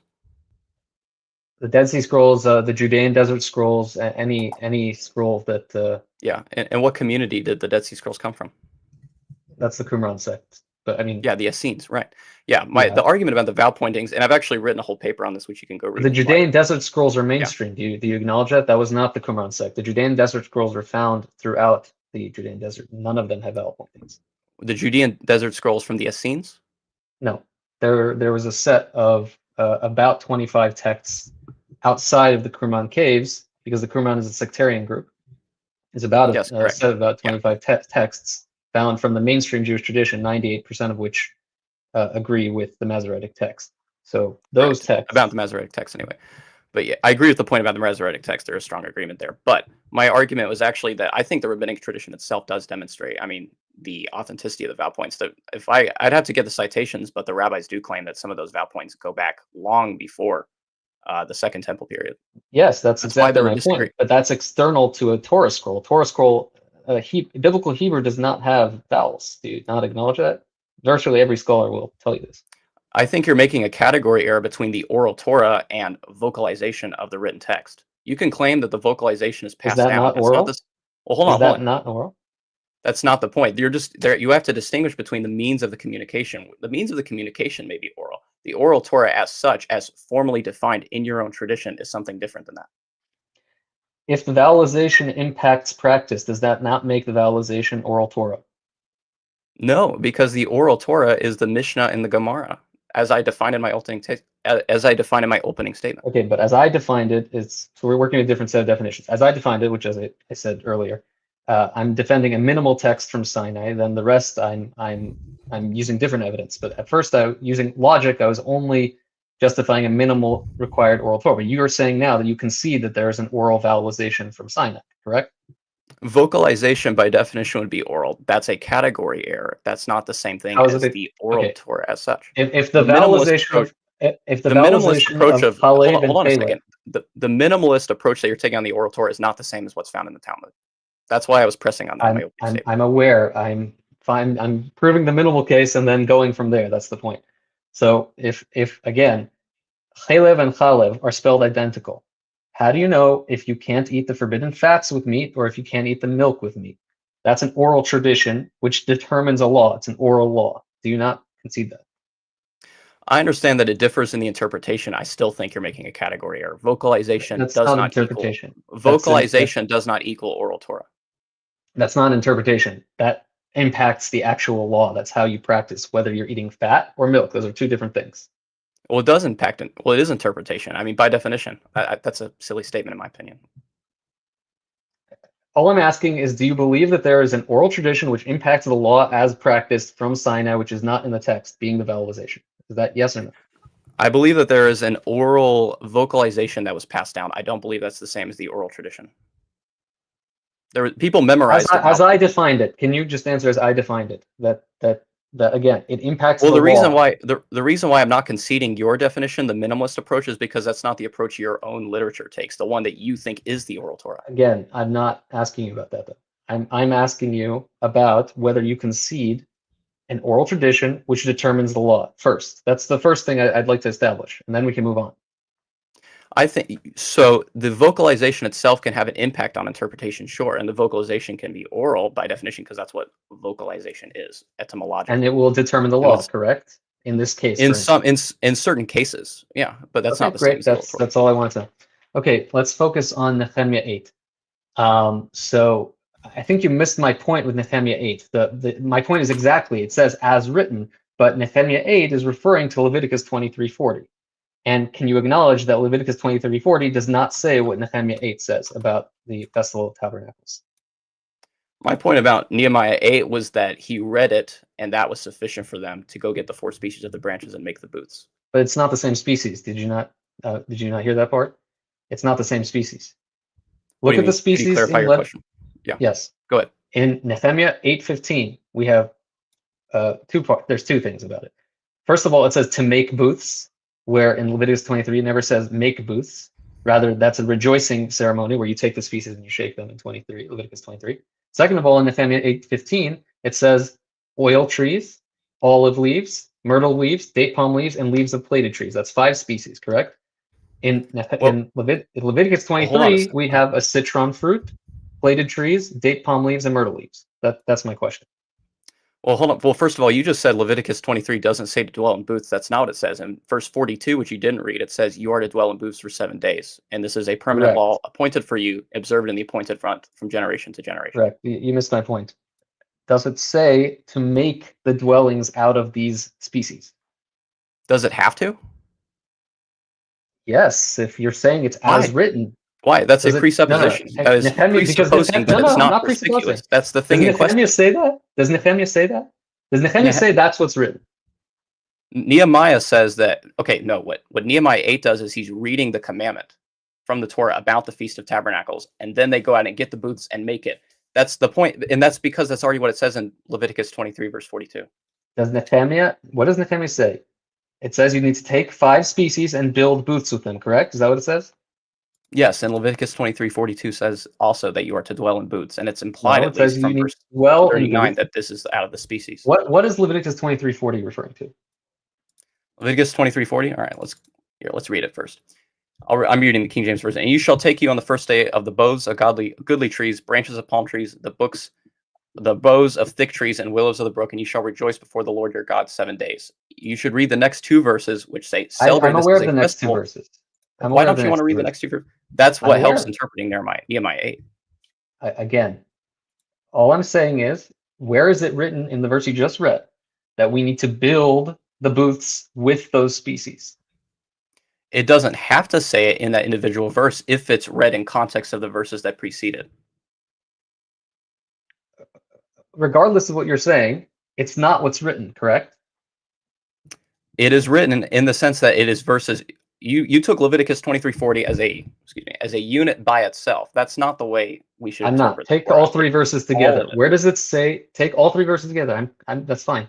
Where does it say in those 3 verses that you need to use the species to build the booths, as opposed to? Do you acknowledge that Jews interpret 23:40 to refer to shaking the, as in, for instance, Palm Sunday?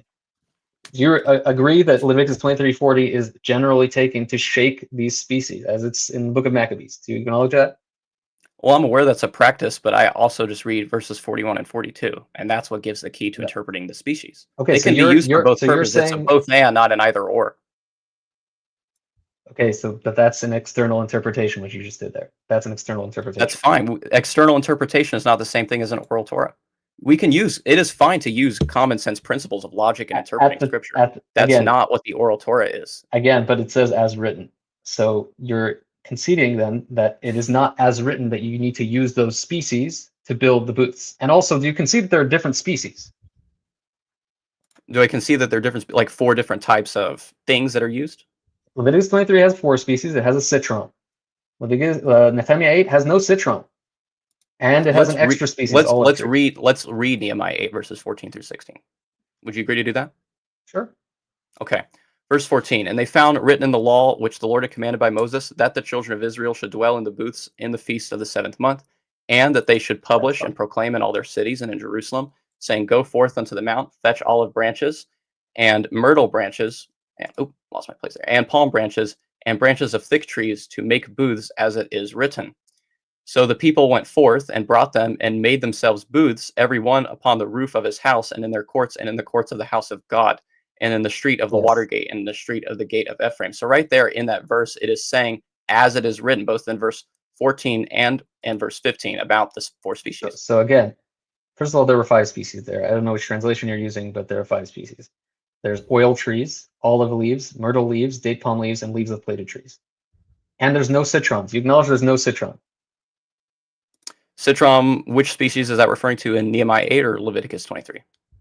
A citron in Leviticus 23 is the pre-Eitz Hadar, the fruit of the goodly tree, the fruit of the beautiful tree, whatever you want to call it. Do you acknowledge that species is not found in Nehemiah? In Nehemiah, it's not found. Sure, it's not found in Nehemiah. Okay. I just don't and think. Do you But once acknowledge again, that? this doesn't. Do you acknowledge that olive trees are not found in Leviticus? We can put both together. The point is that it's saying as it is written. Why does it say as it is written? I'm agreeing with you. You can put both together. The point is, as it is written does not literally mean as it is written, because Really? it can include. Really? It can include. As it is written doesn't mean as it is written. I just proved it to you. Is it written in Leviticus 23? Okay. Are there any passages that talk about the Feast of Tabernacles besides Leviticus 23? Not this particular mitzvah. No, the other ones all deal with sacrifices and things of that nature. Okay. I'm saying that the argument about Nehemiah that I'm making is that they find the commandment written, and that is sufficient to perform it. And it includes making this. It includes taking the things and making the booths with it. That's fine, but Nehemiah says it's written in a particular way, and you just acknowledged that in Leviticus, which is the only place this mitzvah is found, it is not written that way. So you think when it says we just acknowledge that as written does not mean as written in that case. So what do you think? Do you think when it says as is written is referring to an unwritten tradition?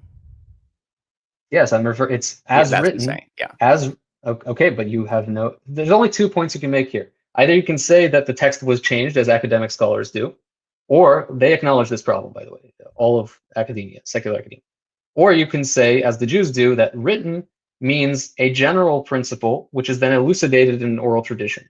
So the written refers to Leviticus 23:40 and 41 and 42, as you said, and then there's elaboration which takes place, which is still considered to be under the purview of the written text. Do you understand this distinction? I understand the point. What I'm saying is that the commandment itself is given, and that is sufficient. Like, where does the Nehemiah 8 mention oral tradition? Nehemiah mentions as written, and it is not written that way in Leviticus 23. Do you acknowledge that? All species, or just a particular one like the citron? The set of species is not the same as the set of species. Can you first acknowledge that? I guess I could acknowledge it, but how does that prove your point? Like where? How does that prove? Because Nehemiah is claiming that Leviticus 23 writes that commandment as written. It's quoting as. So written. do you think there's a contradiction? Well, it's Samson's turn to ask questions. Okay, fair enough. Again, it says as written. So you have 2 choices. Either Nehemiah is not correct and it's not as written in Leviticus 23, or as we claim, the written tradition, the written text is the headlines of the law, as with any legal system, and then there is elucidation on that, which takes place in the oral tradition, which this is now citing and referring to it as written to the written tradition. So you can either take the secular approach or the Jewish approach. There's no in between here. Well, your whole argument is based on the premise that as it is written somehow means an oral tradition. That's begging the thing in question. No, I'm giving you. Yes, you are. Yes, you are. I'm telling you that's the only 2 logical things that you can conclude. And No, give me a third. Give me a third you logical explanation. just a few minutes ago you said as it is written means a broad principle. Yes. Like what does that mean? That's I mean, the explain rabbinic that. I mean, I'm not interpretation. asking a formal question. There are since 30 time. seconds left. Again, that's the rabbinic interpretation, correct? I'm not begging the question. I'm saying that's the rabbinic interpretation. Then there's the secular academic interpretation, which says that this was changed. Okay? Provide me a third explanation that defines as written being not as written. Go ahead. Explanation that means as written, not being as written. I'm saying that as it is written means exactly what it says, which is But that you it's already written. conceded that Nehemiah 8 is not as is written in Leviticus 23. You already conceded that. With the species, you conceded about the building the booths. It's not written that you should use the species to build the booths. It's not written the same species. You conceded that. Well, no, in Leviticus 23, verse 41 or 41 or Time's 42, up. it does say to build the booths. All right. That is the end of our first cross exam led by Samson. Matt, onto your cross exam. Whenever you start speaking, I will get the timer going. All right. Can you hear me? Is my mic on? Yeah. Yes. Okay, good. All right. So my first question would be, and I'm just going to read it out and then give you a chance to clarify it. Do you agree with Megillah 19b and the Midrash Rabbah in Exodus that the Mishnah and the Talmud were part of the Oral Torah given to Moses on Mount Sinai? And if yes, why did Moses not know how to decide the legal cases about penalties for Sabbath breakers and the daughters of Zelophehad, which are discussed in the Mishnah and Talmud, which rabbinic tradition says is the Oral Torah? I do not agree that it was literally as written in the Mishnah and Talmud of today given to Moses at Sinai. Well, okay, let me rephrase it this way. Were the laws that you find in the Mishnah and Talmud, the things that you can derive from the Torah, were those given to Moses on Mount Sinai, as the Talmud says? Some of them were the general instructions and the hermeneutical principles to derive further details. And some were not given at Sinai. Yeah, but the text of the Talmud says everything was revealed. It even includes the Gemara itself. And I gave you another Talmudic text, Shemos Rabbah, which says that this actually refers to the general principles. Well, it does say general principles, but it also says what you can derive from it. So those are not mutually exclusive. Right. So, well, actually, they are. If it's only the general principles versus the details, those are mutually exclusive, including the details or not including the details. What do you mean? I'm saying, okay, let me put it this way. If I give principles for deriving a thing, and then I also give the actual derived things, that is not mutually exclusive. And Shemot Right, Rabbah but says that both Shemos are Rabbah says he only received the principles because the alternative was absurd, because as it cites in Job, the Torah is too wide and long to actually give all of it in such a. So well, no, here's what Shemot Rabbah says in 47:1. It says, when the Holy One, blessed be He, revealed Himself at Sinai to give the Torah to Israel, He said it to Moses in order. Bible, Mishnah, Talmud, and Agadah. As it is stated, the Lord spoke all these matters. Even what a student asks his teacher, the Holy One, blessed be He, said to him at that time. Do you believe that the questions that a student asks his teacher were revealed to Moses? again, I already said in a metaphorical sense, in the sense that the principles which could then be derived, those principles could be derived from them. Yes, it was in a metaphorical sense, but where does the text say that? In Shemos Rabbah 41:6, which I just cited, which said, did he really learn the entire Torah? No. God taught Moshe the general principles. I just cited. Yeah, and Megillah 19b says all the new halachot that the scribes were destined to introduce in addition to the laws of the Torah were revealed. Well, no, hold on. It says the Holy One, blessed be He, showed Moses on the mountain all the inferences that can be derived from the Torah, and all the inferences that can be derived from the words of the scribes, the early sages. So it's not just the principles itself. It's not just the 13 rules of Rabbi Ishmael. It's also the actual conclusions you can make based on that. That's what the Talmud says was given to Moses. Again, that's directly contradicted by the teaching that I gave, right? So that the second teaching explains that the first teaching is metaphorical. So okay, so which do you hold in greater authority, the Midrash or the Talmud? They're of equal authority. Okay, so when Megillah 19b says the inferences, also, first of all, by the way, all non-halachic statements, no non-halachic statement is required to be taken literally true. Okay, all the inferences from the scribes, all the inferences from the Torah. Does that mean the principles itself or the actual inferences, like the text says? Again, as I described in Shemos Rabbah, it directly states that statement, which it says that Moshe received all the inferences, is metaphorical, and actually he just received the principles which could allow you to derive the later statements. Okay, do you agree with the way Chaim Schimmel explains it and his interpretation of I don't know how he explains it. Okay, here, let me open it up for you. All right, so it says on page 86.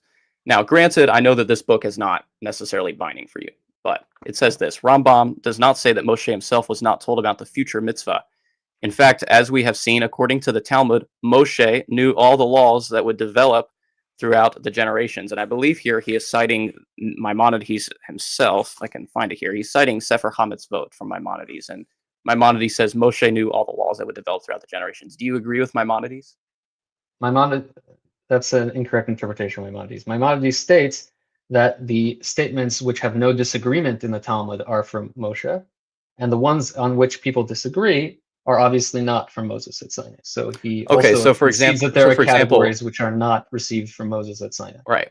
Right. That's an interesting point. So for example, with the laws of the Zitzit, there's disagreement about which strand should be dyed. Like Maimonides disagrees with the Tosafist, for example. So would you take that principle to mean that the laws of how you dye the Zitzit were not orally given to Moses? They were given, they were lost. So once the Jews were ejected from Israel, they no longer had the murex snail, which produced the blue thread. And therefore, the law was no longer relevant, and that law was lost over time. And so that's the reason why there's disputation over it in the medieval period. So you'd say that would you even be willing to say that much of what was revealed to Moses was forgotten, like in Temurah 15b? I wouldn't say, so Temurah is referring to 3,000 laws being lost. Right. That's what in the days of Joshua, after the death of Moses, that correct. Othniel reinstituted, allegedly.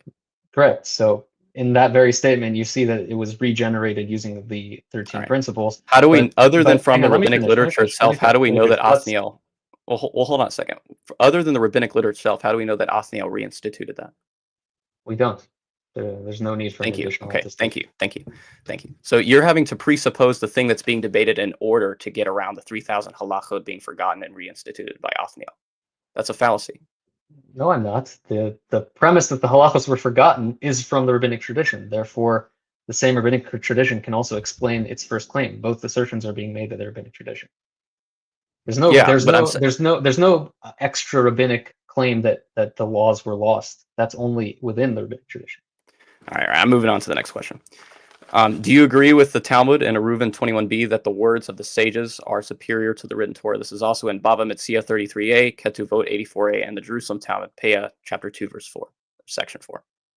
As I noted in my response, this refers to the fact that the words of the sages are what are actually practical and that they have infinite potential, meaning they are actually what allow you to derive the minutiae of the Torah and so on. Yeah, but what it says is be more careful to fulfill the words of the sages. So sure, it's talking about practice, but it's saying when it comes to practicing the law of God, the Talmud is what actually matters more than the Torah. The Talmud explains the Torah, so they're inseparable. That's presupposing the question. The argument is that Eruvin 21b no, here. Not. You're asking me to explain. No, it's saying that it says, my son, be more careful to fulfill the words of the sages than the words of the Torah. Right. Who made that statement? The Talmud, the Gemara. Exactly. So I'm using the rabbinic tradition to explain the rabbinic tradition. That's not self. I'm using rabbinic tradition to refute the rabbinic tradition. The point is that. Right. So I'm explaining why that's incorrect from the rabbinic tradition's perspective. You're misreading the rabbinic tradition. Well, no. It also says it also says over time, like in the Shulchan Aruch, your idea that you should give more credence and practice to the study of the Talmud and to the study of the Torah. I'm saying overall, there's a general principle that the Talmud is superior to the Torah. There are parts of which are superior and parts of which are not. So again, why do you have to study? How do you determine which are which? This is all contained within the rabbinic tradition. It's not self-contradictory. So how do you know which parts of the Talmud are? I mean, the fact that you're even conceding that, like parts of the Talmud are just superior to the written Torah is astonishing. But I'll take it a step further. How do you know which is which? Like, how do you know which parts of the Talmud are greater than the written Torah? In what sense are you interpreting the word superior? I'm not seeing how this is a problem. There are parts of the Talmud. For instance, the Talmud is clearly larger than the written Torah. That's a superior quality. Yeah, but that's I don't think that's what Eruvin 21b is talking about, and I don't think you think that's what it's talking about either. That's not what I mean. I'm using the rabbinic tradition again to explain the rabbinic tradition. This is all a self-contained claim, so it's not. There's nothing circular about it. Okay, so some of this with regard to the authority of the rabbinic tradition is very much connected to the third question, which we'll buy into this. That way we're still staying on the same thread of Talmud being superior to the Torah, which is, of course, the story of the oven of Achnai in Bava Metzia 59b. So do you agree with rabbinic sources like Rabbi Nathan Cardozo, who I already cited, and Pesikta Rabati, that God himself is bound by whatever the Sanhedrin says? In a more metaphorical sense, yes. What is that sense in which God himself has to bow before the rabbis? I'm not sure the word bow is used, but in the Well, I didn't say the word metaphorical bow sense. is used. It says Okay, they fine. So I'm decree things explaining the even upon metaphorical me. sense. That's what Pesikta Rabati says. They decree even upon me. Therefore, you must bow to them, or you must listen to them. Right. So first of all, that is partially referring to like rabbinic decrees, which are not found in the Torah at all. Which, again, this is Do they something bind which God? no, but again, that's That's what Pesikta Rabati says. in a metaphorical sense. What is the sense in which God is bound by the Sanhedrin? In the same, and by the way, that's in the same context in which is giving why you must obey the Sanhedrin, because God is given decrees by the Sanhedrin. So there's a one-to-one thing here. You might try to make, if you have a way if that you want to analogize that, that's Again, fine. I already said the whole thing is metaphorical. If you want me to explain what the metaphors are, it's a different question. Sure, explain what those metaphors are, and also explain the basis upon which you make that interpretation, and how you know that it's true. Well, this is okay. So again, this is a claim within the rabbinic tradition. So therefore, using the rabbinic tradition to explain the rabbinic tradition is perfectly valid. But when it says that we're binding God, for instance, this is referring to the Torah of God. Why? Torah is inseparable. Torah, as Maimonides says, God is inseparable from his wisdom. So God is the knower, the known, and the knowledge. That's not answering my question. I'm answering my question. God and his wisdom and his Torah are one. So when we say we're binding, quote unquote, the Torah, what we mean is that we are interpreting the Torah according to the words of the rabbis, whose words are authoritative. That's what this metaphor means. Okay. Then why didn't Pesikta Rabati make that clarification when it says that the Sanhedrin binds God? Why didn't it make the clarification that you're making that had to be made later? Because the earlier stages are greater than the later, right? Why didn't it explicitly explain every single metaphor in the Talmud? Because Why didn't it explain the way in which God is bound by the Sanhedrin? Don't you think that's something worth explaining? Yes, and I just explained it. Yeah, why doesn't Pesikta Rabati give that explanation? Which this actually leads into what my point is, which is that the rabbinic tradition doesn't serve the purpose that it's. I'd like to answer the question. Because again, earlier generations were able to teach each other in more concise ways. So when they said something like that, which to you might seem blasphemous for some reason, that generation knew at that time what was being referred to, that this was obviously a metaphor. In the same way that the hand of God is a metaphor, like that's obvious to anyone reading the text, even though the text of the Torah does not say the finger of God or the hand of God is a metaphor. That's obvious to anyone reading the text. Okay, so this connects into kind of what you said about like later sages expositing the earlier. Do you believe that the earlier sages are greater than the later sages? In authority, in halacha. Okay, then how come? Okay, don't you? So are they greater in any other respects than authority? They have greater wisdom, generally. They have greater wisdom. Okay, so if they have greater wisdom, why didn't the earlier sages just explain it? Why did they need a bunch of commentaries later on, like Joseph Albo states? As I explained, the earlier generations were able to communicate in much more concise format, and the later generations needed a more elucidated format, because the later generations were lesser than the earlier ones, and therefore they needed more explanation on these statements than the earlier ones. So based on that, would you be willing to agree to the proposition that from your point of view, the written Torah itself is inferior to the Talmud since it is not as clear in its details of how to worship God and obey his law? No, and I reject this distinction between the written and oral Torah. It's one Torah. So there's one Torah, but it has two parts. Is that what your assertion is? There's one Torah, and the written Torah is the abridged version. Okay, now you're redefining what you meant by oral Torah, because earlier you were going with the minimalist approach, and now you're basically conceding what I was saying all along, including from my opening statement, which is that this includes the Mishnah and the Talmud. No, again, I was making the minimal case to then proceed from then to make further cases, which I didn't get a chance to do, but that has nothing to do with what I believe the oral Torah to be. Okay, so, well, on your own Twitter, you said that the Talmud is the Torah.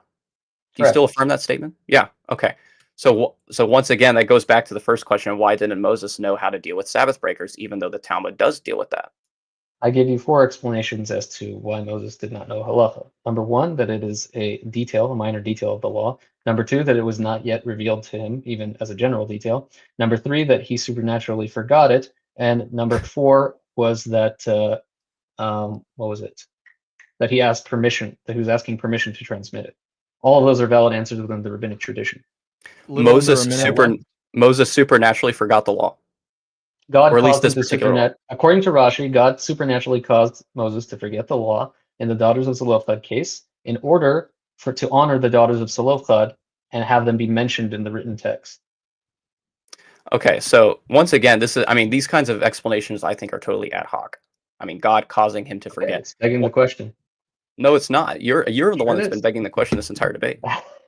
If you are claiming that it's ad hoc because you don't like it, but if the rabbinic interpretation is 20 seconds left. correct, then that's a How do you fine know it's answer. correct? How do you know it's correct? As I stated, from the chain from today to Moses. The rabbinical Yeah, and chain. how do you know that chain is correct outside of the chain itself without begging the question? The chain itself is trustworthy because I believe my rabbi properly interpreted from his rabbi and so forth, and that's called a proof by induction and inductive reasoning. Yeah, so just because there very well may Time's be up. a chain of order. Time's up. Okay. All right, we're now going to move on. Thank you, gentlemen, for that cross exam. We're going to move on to our closing statements. 5 minutes each. Samson will go first. I'm going to go ahead and remove us from the screen, Samson. And then whenever you start speaking, I will start the timer.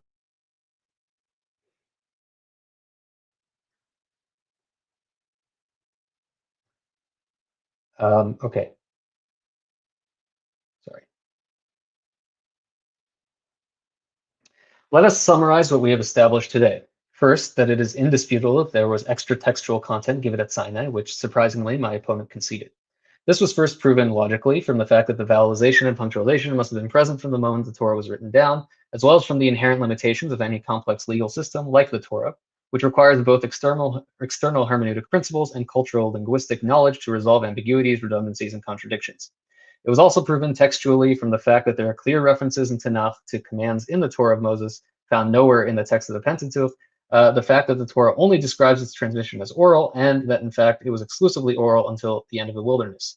My opponent did not respond to any of these points other than Nehemiah 8, which again clearly proved, in our discussion, we clearly proved, and you conceded that as written, it was not as written in Leviticus 23 as Nehemiah 8 was claiming. So again, my opponent has 2 choices. You can either go the secular academic route, which acknowledges this problem, and you can find an article about this on thetorah.com. This is a secular academic, and they say this is proof that the Torah was changed, right? Because it says as written, so it's clearly quoting from an earlier text. Or you can go the rabbinic route and say this refers to an oral Torah.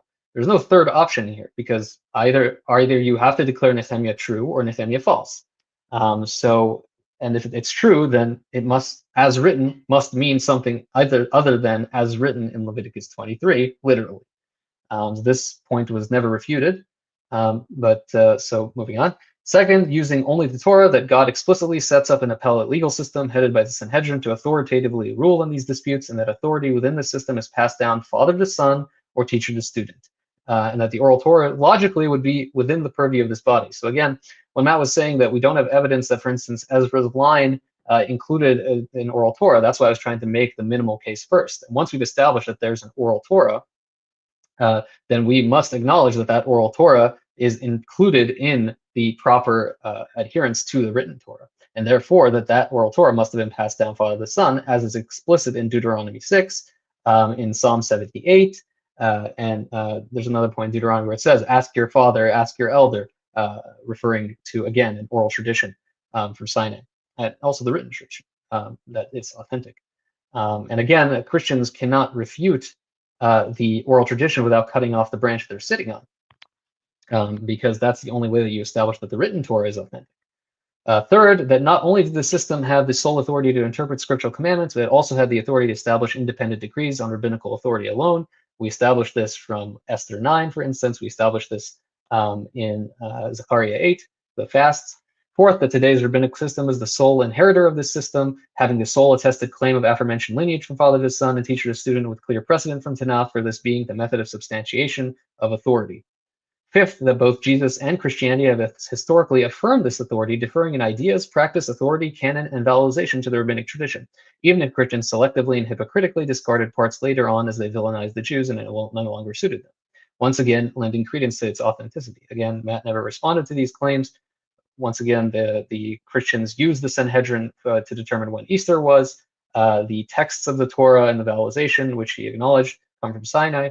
That's oral tradition. KJV used Ibn Ezra, Rashi, and Radak. He never acknowledged that either.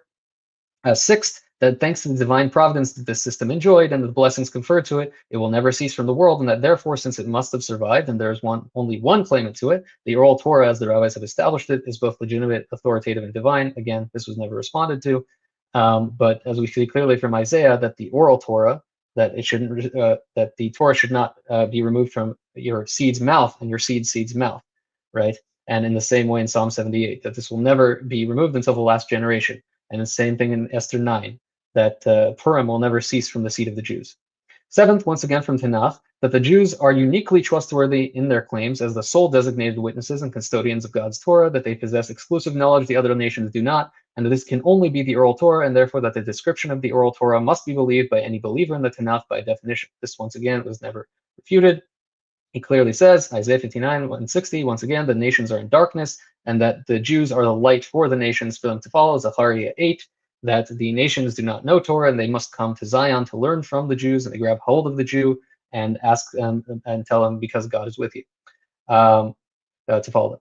Thus, I declare that it has been overwhelmingly proven from the text of the Tanakh and the annals of history that the entire Old Torah, as we know it, both those elements which originated at Sinai and those which did not, indeed come from one shepherd, as Ecclesiastes states. He causes me to lie down in green pastures. He leads me beside still waters. He restores my soul. He leads me in paths of righteousness for his name's sake. Psalm 23. Thank you. All right. Thank you so much for that closing statement. Matt, I'm going to put 5 minutes on the clock, and we'll start whenever you start. All right, sounds good. So, first of all, I don't think he sufficiently addressed Exodus 24, verses 3 and 4 at all, nor the syllogism that I gave based on it, because there it says Moses wrote all the words of the Lord that he received at Mount Sinai. Did Moses receive the oral Torah at Mount Sinai? The answer is no, because he wrote down everything that he received, and the oral tradition, of course, by definition, is unwritten. And of course, these statements, for example, Megillah 19b, well, he just wants to explain it as a metaphor. That's an ad hoc explanation. And there's no basis in the text of the Talmud itself. And in fact, that just proves a contradiction in the Talmud. The fact that they have to go backtrack and re-explain things over and over shows that we should not accept its authority. Regarding the story of the oven of Achnai and the way that, God is bound by the Sanhedrin, I wanted to quote here a man named Menachem Elon, who was a Supreme Court justice in Israel. And he wrote a 4-volume book series on Jewish law. And in volume 1, page 262, he says about this story of God saying, "My children have defeated me," quote, "The full scope and force of this principle goes even further. God himself, the giver of the law and its source, who made known, as it were, by means of a heavenly voice that Rabbi Eliezer, although in the minority, was correct as to what the Torah actually intended to say, concedes that those of his children who believe otherwise but are in the majority are entitled to prevail even over him. It would be difficult to picture a more telling illustration of the exclusive prerogative of the halachic authorities to declare the law and of the absolute rule of law, even as it were, over the divine legislator himself." So for my part, I'm going to side with the Israeli Supreme Court justice's interpretation of the Talmud rather than Samson's, with all due respect of him, of course. I hope nothing here I'm saying is a personal attack in any way. And of course, then there's also the issue of, he claims that Jesus affirmed the Oral Torah, and I figured he might go here. First of all, no, Christ in Matthew 23, in the same passage where he's talking about, the scribes and the Pharisees sit in Moses' seat, do whatever they tell you. Early fathers such as John Chrysostom and St. Augustine interpret that to mean that only insofar as it is in agreement with the written Torah. So if he can appeal to rabbinic tradition to explain the rabbinic tradition, the Oral Torah, I guess I can appeal to the church fathers to explain the text that he wishes to cite against us. And then there is with Christ also, of course, he touched lepers, Matthew 8, verses 2 and 3, that would violate the rabbinical law. In Matthew 15 and Mark 7, he's always criticizing the Pharisees for the traditions of men. Christ ate bread without washing his hands in Matthew 15. That also goes against what you find in the rabbinic tradition. So to say that Christ affirmed all the traditions of the Pharisees is completely obfuscating, and it's basically taking one verse out of the gospel and not interpreting in the whole light of everything that's written around it. There's also the case of Hilkiah, and this kind of touches into the question of why did sometimes Jews forget the law. In the case of Hilkiah in 2 Kings 22, when he finds the book of the law of the Lord, And Josiah, of course, repents. King Josiah, the godly King Josiah, repents that they had not done what was contained in the law. But nowhere there does he mention any rabbinic tradition or orally passed down tradition that was binding in the Sanhedrin. Rather, what King Josiah is saying was, woe is us because we, the children of Israel, have not obeyed the Lord according as it is written in the book of the law. It is the written law which is the standard of their obedience. That's already seen in Deuteronomy 28, verse 58. And then he, for some reason, cited, I think, Psalm 78, another verse from Deuteronomy, where there's the saying, ask your father and he will teach you. Once again, this is conflating the oral tradition itself, the body, which, like the actual content of that tradition, which is the mission of the Talmud, as I've already proven, with the means of transmission. Orally transmitting teachings of the written Torah is not the same thing as the oral Torah. Some of the audience may notice that some of the arguments that my Jewish friend here is making are very similar to what we hear from papists and the Eastern Orthodox with regard to tradition. And then the other thing with regard to how the oral tradition was passed down, a point that I would make was that Dr. Jacob Neusder, who is considered the foremost scholar of rabbinic Judaism, he wrote an edited, annotated edition of the entire Jerusalem Talmud and the Mishnah and the Babylonian Talmud. I think he's one of the most published authors in history with hundreds of books and articles. He wrote an article titled Rabbinic Traditions about the Pharisees before 70 AD, which of course is when the temple was destroyed. In that article, Jacob Neusner challenges the thesis that the ban on writing predates the destruction of the temple. And what he's showing there is that this ban on writing actually is something that comes after 70 AD, which would contradict the entire notion of an oral Torah, which is that it has to be kept unwritten. The only reason the oral Torah was ultimately put to writing was for various reasons. Number one, of course, was obviously the destruction of the temple itself and the dispersion of the Jews across the world and the desire to maintain all these rabbinic traditions. Secondly, another reason was something that my opponent alluded to, is that the oral Torah is this peculiar possession of the Jewish people. It's an inheritance.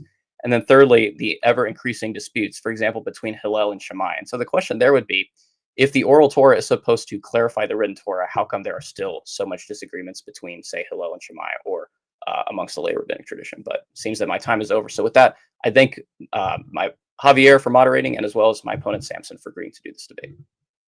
All right. Thank you so much, guys, for a great debate. We have here at the end 10 to 15 minutes of Q&A. It might actually be shorter than that because we don't have that many questions. So if you're still sticking around here, you made it this far, and you want to add some extra questions, just make sure you put a capital letter Q followed by your question in the chat, and we'll try to get to it. We have one super chat. It has a Q, but it's not. I guess it's not really a question. It just says Begome Christian, but that's not really based cleave to antiquity. Based. Yeah. So all right. Well, Begome Christian. Okay, we can Begome Christian. We'll agree to that. I'm not going to become Christian, but I'll be. Did you say be gone Christian? Begome. That's true, actually. See, this is an example of the ambiguity of written text. So it could, yeah, there you that's go. actually a good point. It could be either become or be gone. Yeah. Very good point. Right. Thank you. Well, he actually wrote a G there. So moving on to our next question. So let's see. So Myro asks, didn't the Jews literally lose the Torah and went centuries without doing a proper sacrifice until a good king finally cleaned the temple? They found an actual copy, realizing they screwed up. I think that's for Samson, I think. So if he's referring, I mean, I think he's referring to the same thing that Matt was with Hilkiah finding the scroll. By the way, one thing about that wasn't mentioned, I didn't have a chance to respond to it, but in 2 Chronicles 34, we have a repetition of this story, and we clearly see that the novelty is not the Torah being found, but rather that this is the Torah by the hand of Moses. Right, this is the specific Torah scroll by the hand of Moses. This is in 2 Chronicles 34, which elucidates what is taking place in 2 Kings. So the notion that the Jews forgot the Torah is belied by that. There's no indication that all the Jews had forgotten the Torah at some point. There was always a righteous remnant. And again, we can prove that from Ezra, who has an unbroken line to Aaron the priest, unless Matt or any Christian would be willing to say that line of priests that someone was you would have to say that Ezra does not have the authentic Torah interpretation, which I'm sure Matt would not agree with. So Matt, anything you want to add or answer regarding this question? Sure. Regarding Ezra, he, of course, I guess we could say he was a scribe commissioned by God himself, so of course he did have authority with regard to the interpretation of the written text. And even if he has a priestly line, that wasn't the point I was making. The point is not so much a chain of ordination, the rabbinic smicha, which has ceased anyway since the 4th century. The point with the chain is how do you substantiate each link in the chain? Because once you lose one of the links, that does create a problem. Unless you want to just say, well, it's forgotten for a while, then it was remembered later. And then the problem just keeps compounding, because then how do you substantiate how it was remembered? By what means did they remember it? If you say, well, it's because the rabbinic tradition tells us so, that's presupposing the oral Torah. No, but you agreed with Ezra's chain, right? I agree that Ezra has a genealogy back to the priest, of course. But where does it say that there was a tradition? Where in Ezra 7 does it say that there was a tradition passed through that chain? Did Ezra follow the injunction to ask your father and your elder to learn the Torah? Did he follow that accurately? And did his father follow it properly? That's once again confusing the means of transmission with the content of the thing that is transmitted. That's a fine. thing can be transmitted orally.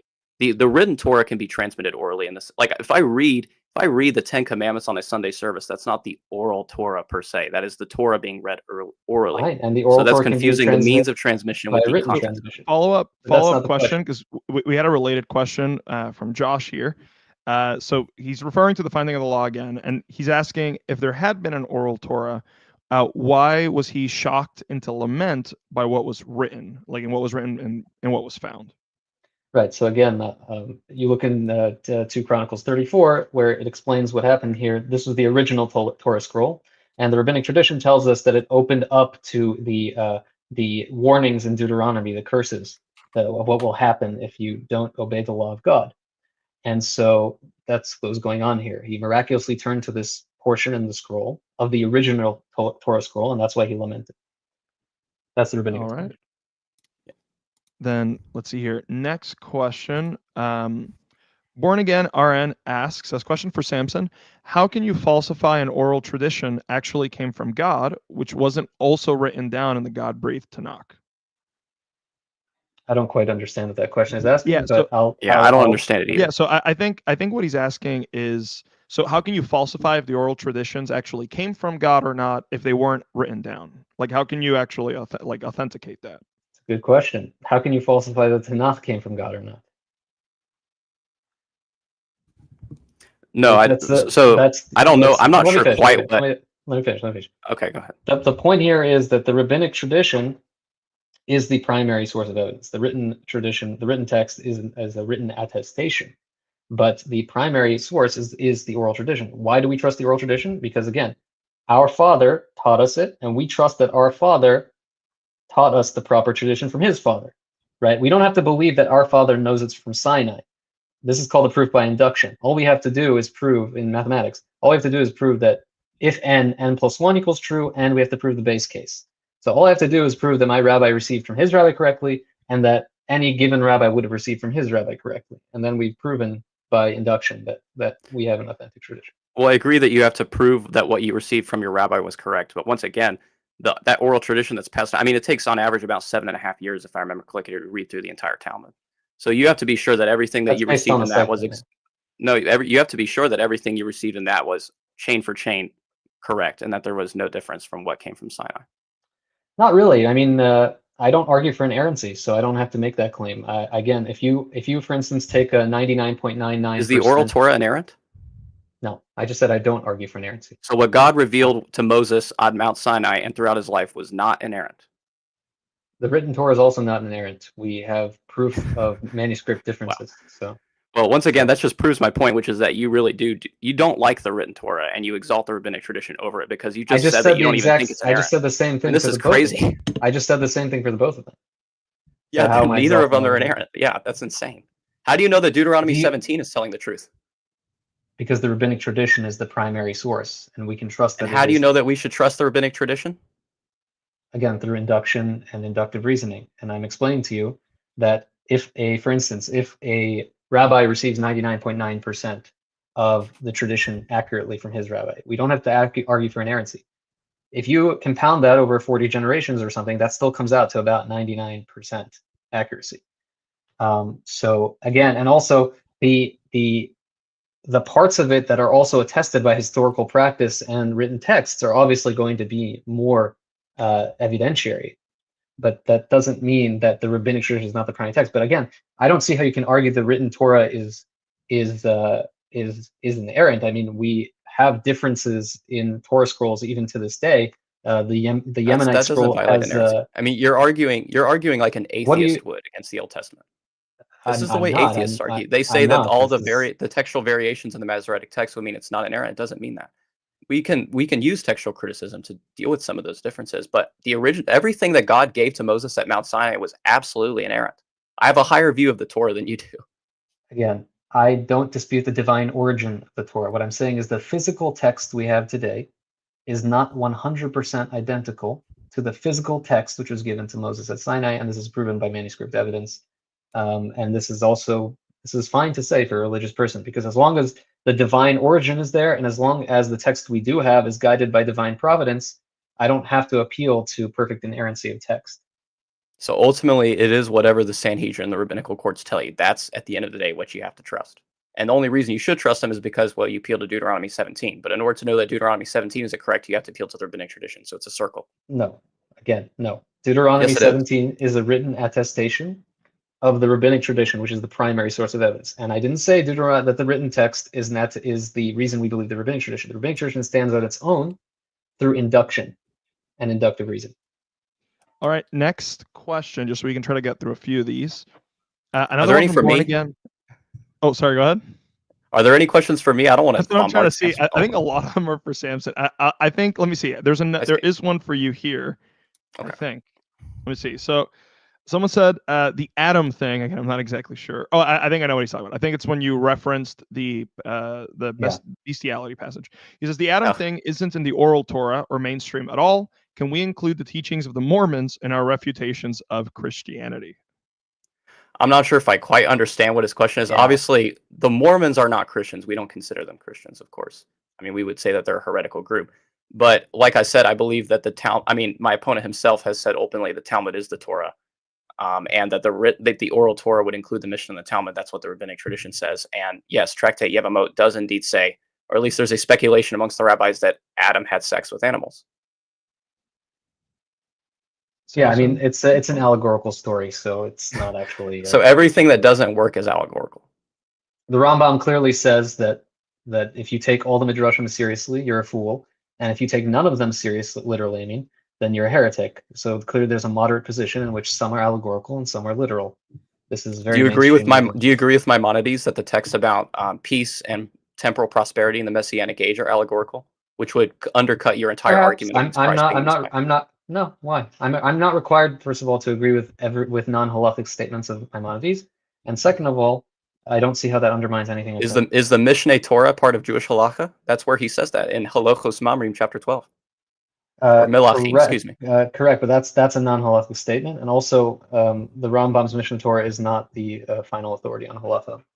It's further granted, but along with the Shulchan Aruch, that's one of the most authoritative codes of Jewish law, based on Jacob and Asher's Arba Turim, if I remember correctly. It is an authoritative compendium, but it does not inform. Day-to-day practice is informed by your local Orthodox rabbi, who you ask, who is learned in the texts all the way up to the modern age. Yes, but they can err, just like Malachi says in chapter 2, verses 7 to 8. There is no human who does not err. That's in Proverbs. So, but you even claim this in one of your videos on your YouTube. But you've claimed that the Sanhedrin was infallible. You said that in one of your YouTube videos. I said according to some opinions. The Sanhedrin was infallible. Do you believe that the Sanhedrin is and the Rambam? Is the Sanhedrin infallible? I don't need to take a stance on that. Yes, you do. Yes, you do. Why? Because your entire premise about this whole issue about Deuteronomy 17 presupposes, like, in order for that to prove an Oral Torah, you do have to give infallible authority to the Sanhedrin. It will also, if you think that the Sanhedrin's fallible, that would also undercut your argument from Matthew 23, because we can just say, when Christ says the Pharisees sit in Moses' seat, that's just meaning you listen to them whenever they agree with the written Torah, which implies that they're not infallible per se. Deuteronomy 17 has nothing to do with infallibility. It has to do with authority and incontrovertibility, meaning you have to follow what they say. If they make a mistake, that doesn't remove you from having to follow what they say. According to so if the Sanhedrin says that your right hand is your left hand, is that true? That's a metaphor. Okay. everything that doesn't work is a metaphor. Got it. All right. Let's move on then. If it's not logically consistent, you have to metaphorically explain it. It's like I agree that the rabbinic tradition is logically inconsistent. Yes. So then you must also agree that the written Torah is logically inconsistent. So no, I don't. All right. Next question. We have another one from Born Again RN. So he says, question for Samson: if oral tradition is authentic, why do different rabbis in the Talmud disagree whether Ecclesiastes defiles the hands or not? Yeah, he's referring to there's I think it's a Megillah, but I don't recall exactly where it is. But there's a discussion in the Talmud of whether some texts of the Torah defile the hands. But this is again the question as to why do rabbis disagree is very simple. If it was not a relevant halacha at the time of Moses from Sinai, it was not passed down from Moses from Sinai, then there is room for disagreement, and the Sanhedrin can generate laws using the hermeneutic principles. So if you see rabbis disagreeing in the Talmud, it's because that this was a different interpretation or a generated law by the Sanhedrin as opposed to a law from Sinai. All right. Matt, if you don't have anything to add there, I'll move on to the next question. Oh, sorry, I was distracted for a moment. Is this the question about canonicity of Ecclesiastes? Yeah, so it's asking if the oral tradition it's is not. authentic. Why is there a difference in opinion about whether it defiles the hands or not? Yeah. So, and your response was that like not everything recorded in the Talmud is authoritative halacha because a lot of it's rabbinic debates. No, that's not what I said. Not everything in the Talmud or Mishnah is from Sinai, which I stated multiple times. Okay. How do you distinguish which is from Sinai and which isn't? You don't. So some of them, again, you can say that if there is disagreement in the Talmud on a subject, this is what the Rambam says. And by the way, all of this is very well elucidated in this book by Rabbi Tzvi Lampel. This is called Understanding of Focus. I'm familiar with the author, but yeah, he's great. And so what he says is, if there's disagreement, this is based on the Rambam. I mean, he's not making this up. If there's disagreement on a point, then that indicates obviously it's not from Sinai because there wouldn't be disagreement. So if we take, for instance, like the very first Mishnah in the Talmud, right? From when can you say the Shema? Yeah. First of all, you have a point of agreement that there's a mitzvah to say the Shema twice a day, and one of those times is at night. That's already, could be disputed by someone who might take that verse metaphorically, for instance, that when you lie down or you go, right? You have a agreement on the time from when you may say the Shema. Now, why is that? Because in those days it became dark very soon, and everyone would need to say the Shema at some point before they went to bed, which would be right when it became dark. But then where do you see disagreement? You see disagreement at the end time at which you can say the Shema, the last time you can say the Shema. And that's because people at that time didn't stay up so late that they would wait to say the Shema until that time. So that law was not given to Moses at Sinai because there's disputation about it, because there was no need for it at the time. So yeah, so that's one of the ways you can distinguish it. Sure. Interesting. So would you say that all the debate, do you agree with Barachot 5a? And I have it right in front of me. Do you agree with Barachot 5a in the Talmud that the Gemara was given to Moses at Mount Sinai, and therefore all of the debates contained in the Gemara? So again, I would take that in a metaphorical sense based on Shemos Rabbah. All right. I take Maimonides in a metaphorical sense, so I don't believe him either. So we'll just go with that. All right. Next question here, and we're getting toward the end here. I think I'll probably do maybe 2 more questions and then call it a night. Next question says, does the Oral Torah agree on everything perfectly?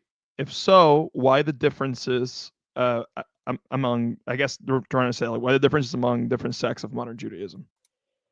Most of the differences today come down to minhagim, or customs, which are post-Talmudic. So the entirety of Judaism, of Orthodox Judaism today, agrees to the authority of the Talmud, because that's where the last rulings of the Sanhedrin exist in the Mishnah, which are then elaborated on in the Talmud.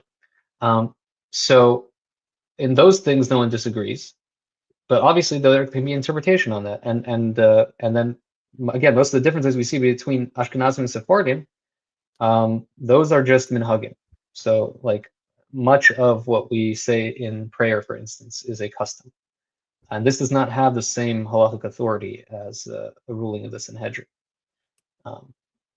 Yeah, so that most of this is not coming from Sinai, as I said.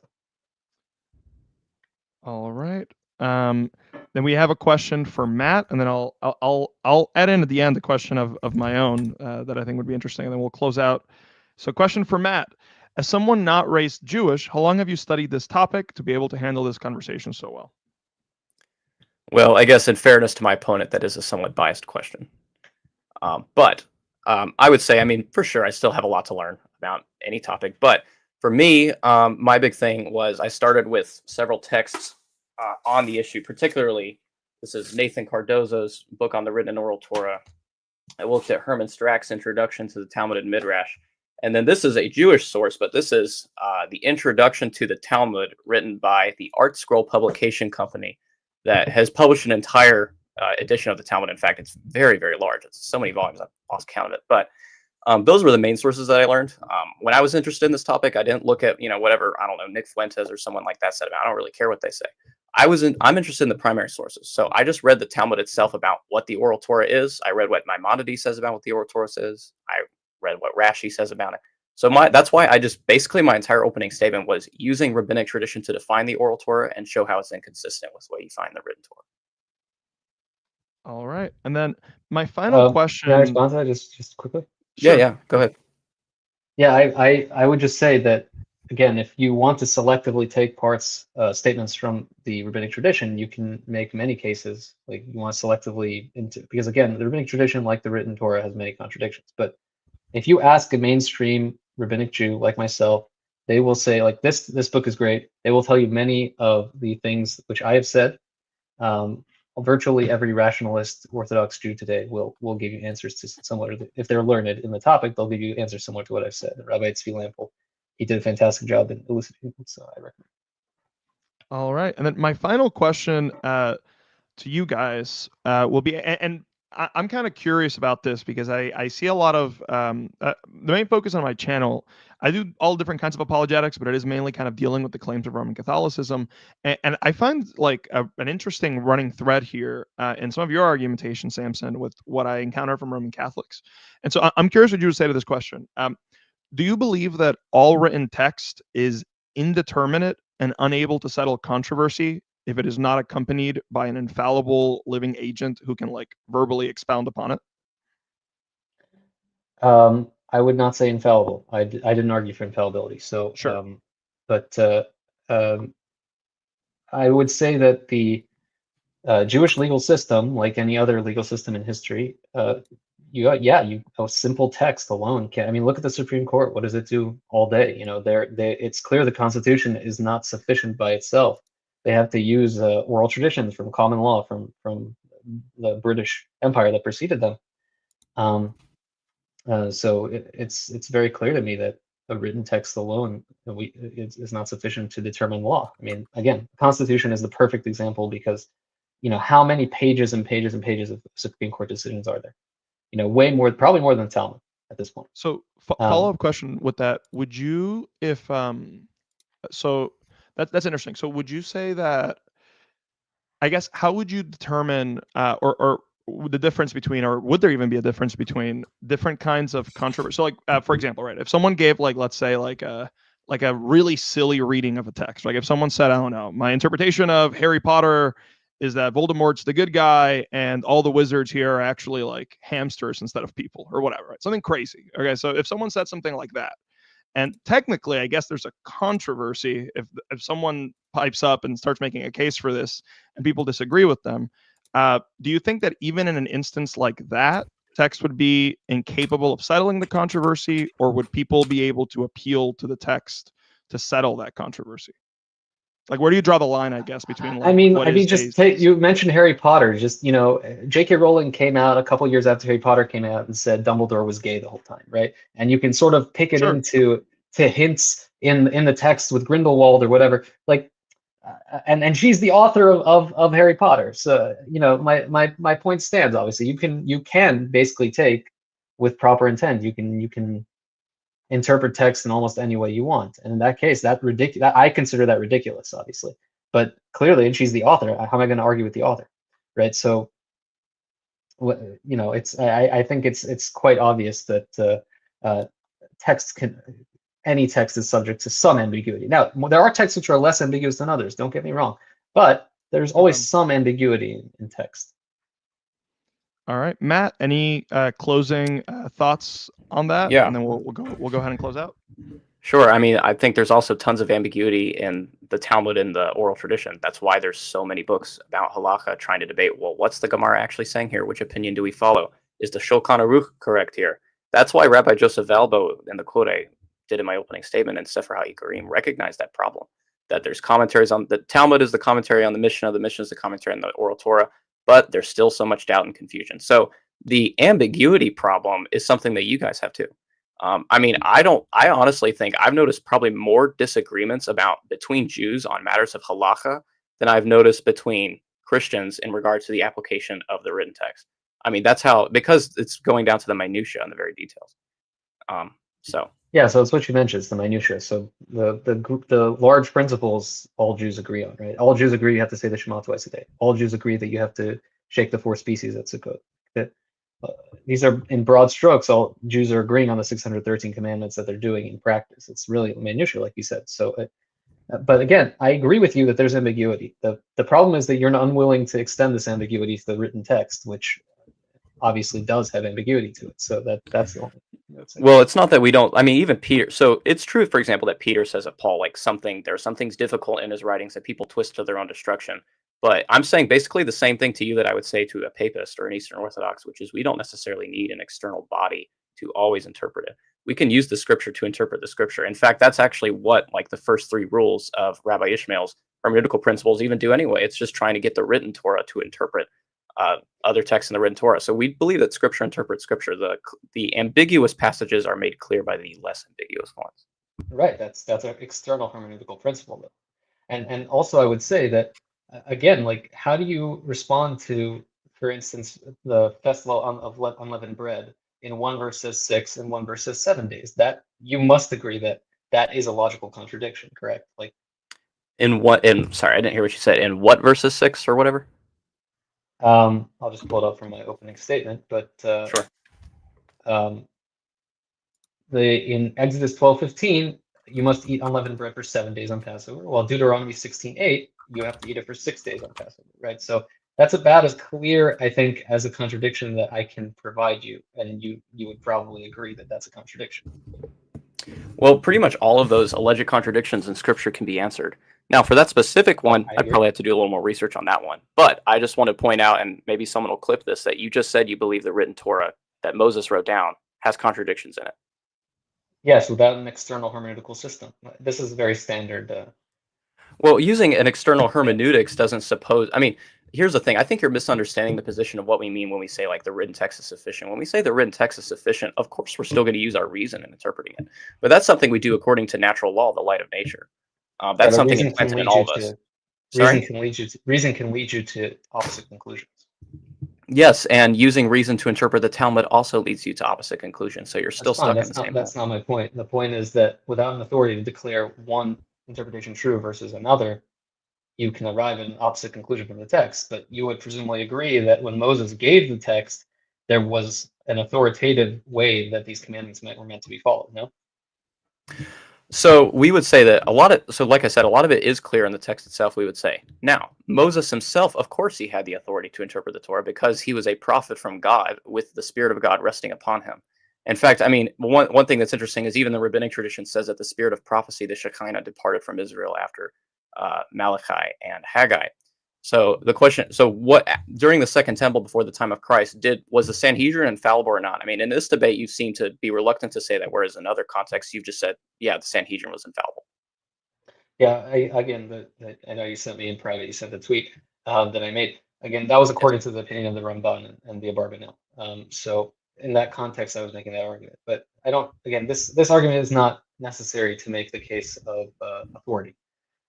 So sorry, repeat your question though about Sanhedrin. Well, so am I understanding you correctly as saying that a thing does not need to be infallible in order to have binding authority? Yes. Okay, I've already made that point either. So I mean, you conceded that. Yeah, I said that. Didn't I say that just now? Okay, thank you. So that means that we don't. The point here is that the interpretation of Deuteronomy 17, historically given by Rashi, as well as other texts, is that if they tell you that your right hand is your left hand, you must listen to them. You must obey. Yeah, that's authority. That's not infallibility. That's authority. So okay, if the Sanhedrin says your left hand is your right hand, Do you agree with Rashi that you must obey that? Let me give an example where that would be the case. If the Sanhedrin told me that I have to put my tefillin on my left hand rather than my right hand, I'm a lefty, so I put it on my right hand, then yes, I would follow the Sanhedrin to say I should put the tefillin on my left hand and not my right hand, because they would presumably have some sort of legal reasoning behind that. So yes. Well, when I'm talking about the left hand, the right hand, the point is not so much necessary, like literally your physical left and right hand. The point that those texts are making, which even Menachem Milan points out in that book, series of books on Jewish law, in Volume 1, which I quoted in my closing statement, the point there is that it doesn't matter what the Sanhedrin says. If the Sanhedrin declares that the law of non-contradiction is not true, then you have to listen to it. I mean, that's the absurd lengths to which this authority is being taken, and I think it's a gross misinterpretation of Deuteronomy 17, and also that gross misinterpretation should enlighten how we understand Christ's words about the Pharisees and the seat of Moses. The law of non-contradiction is not a halacha. The Sanhedrin, again, would teach you what to do. You would go to it and tell, do I have to do this or do I have to do that? That's the final conclusion of the Sanhedrin. So this idea of your like I right said, hand is your left that's not a normative statement. That's a statement about reality, right? This is statement, not an ought statement. So the question of whether they're correct about is statements has nothing to do with the fact that you have to follow their ought statement. Yeah, but as I've already said from the prophet Malachi, the Sanhedrin can err, or at least the priests. Those it even says seek. You conceded that the Sanhedrin can err. In rare cases, yeah, it can err. Yeah. In rare cases, okay. All right, I'm done. All right.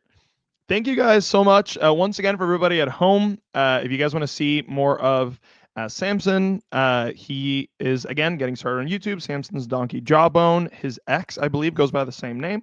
If you guys want to see more of... Yeah.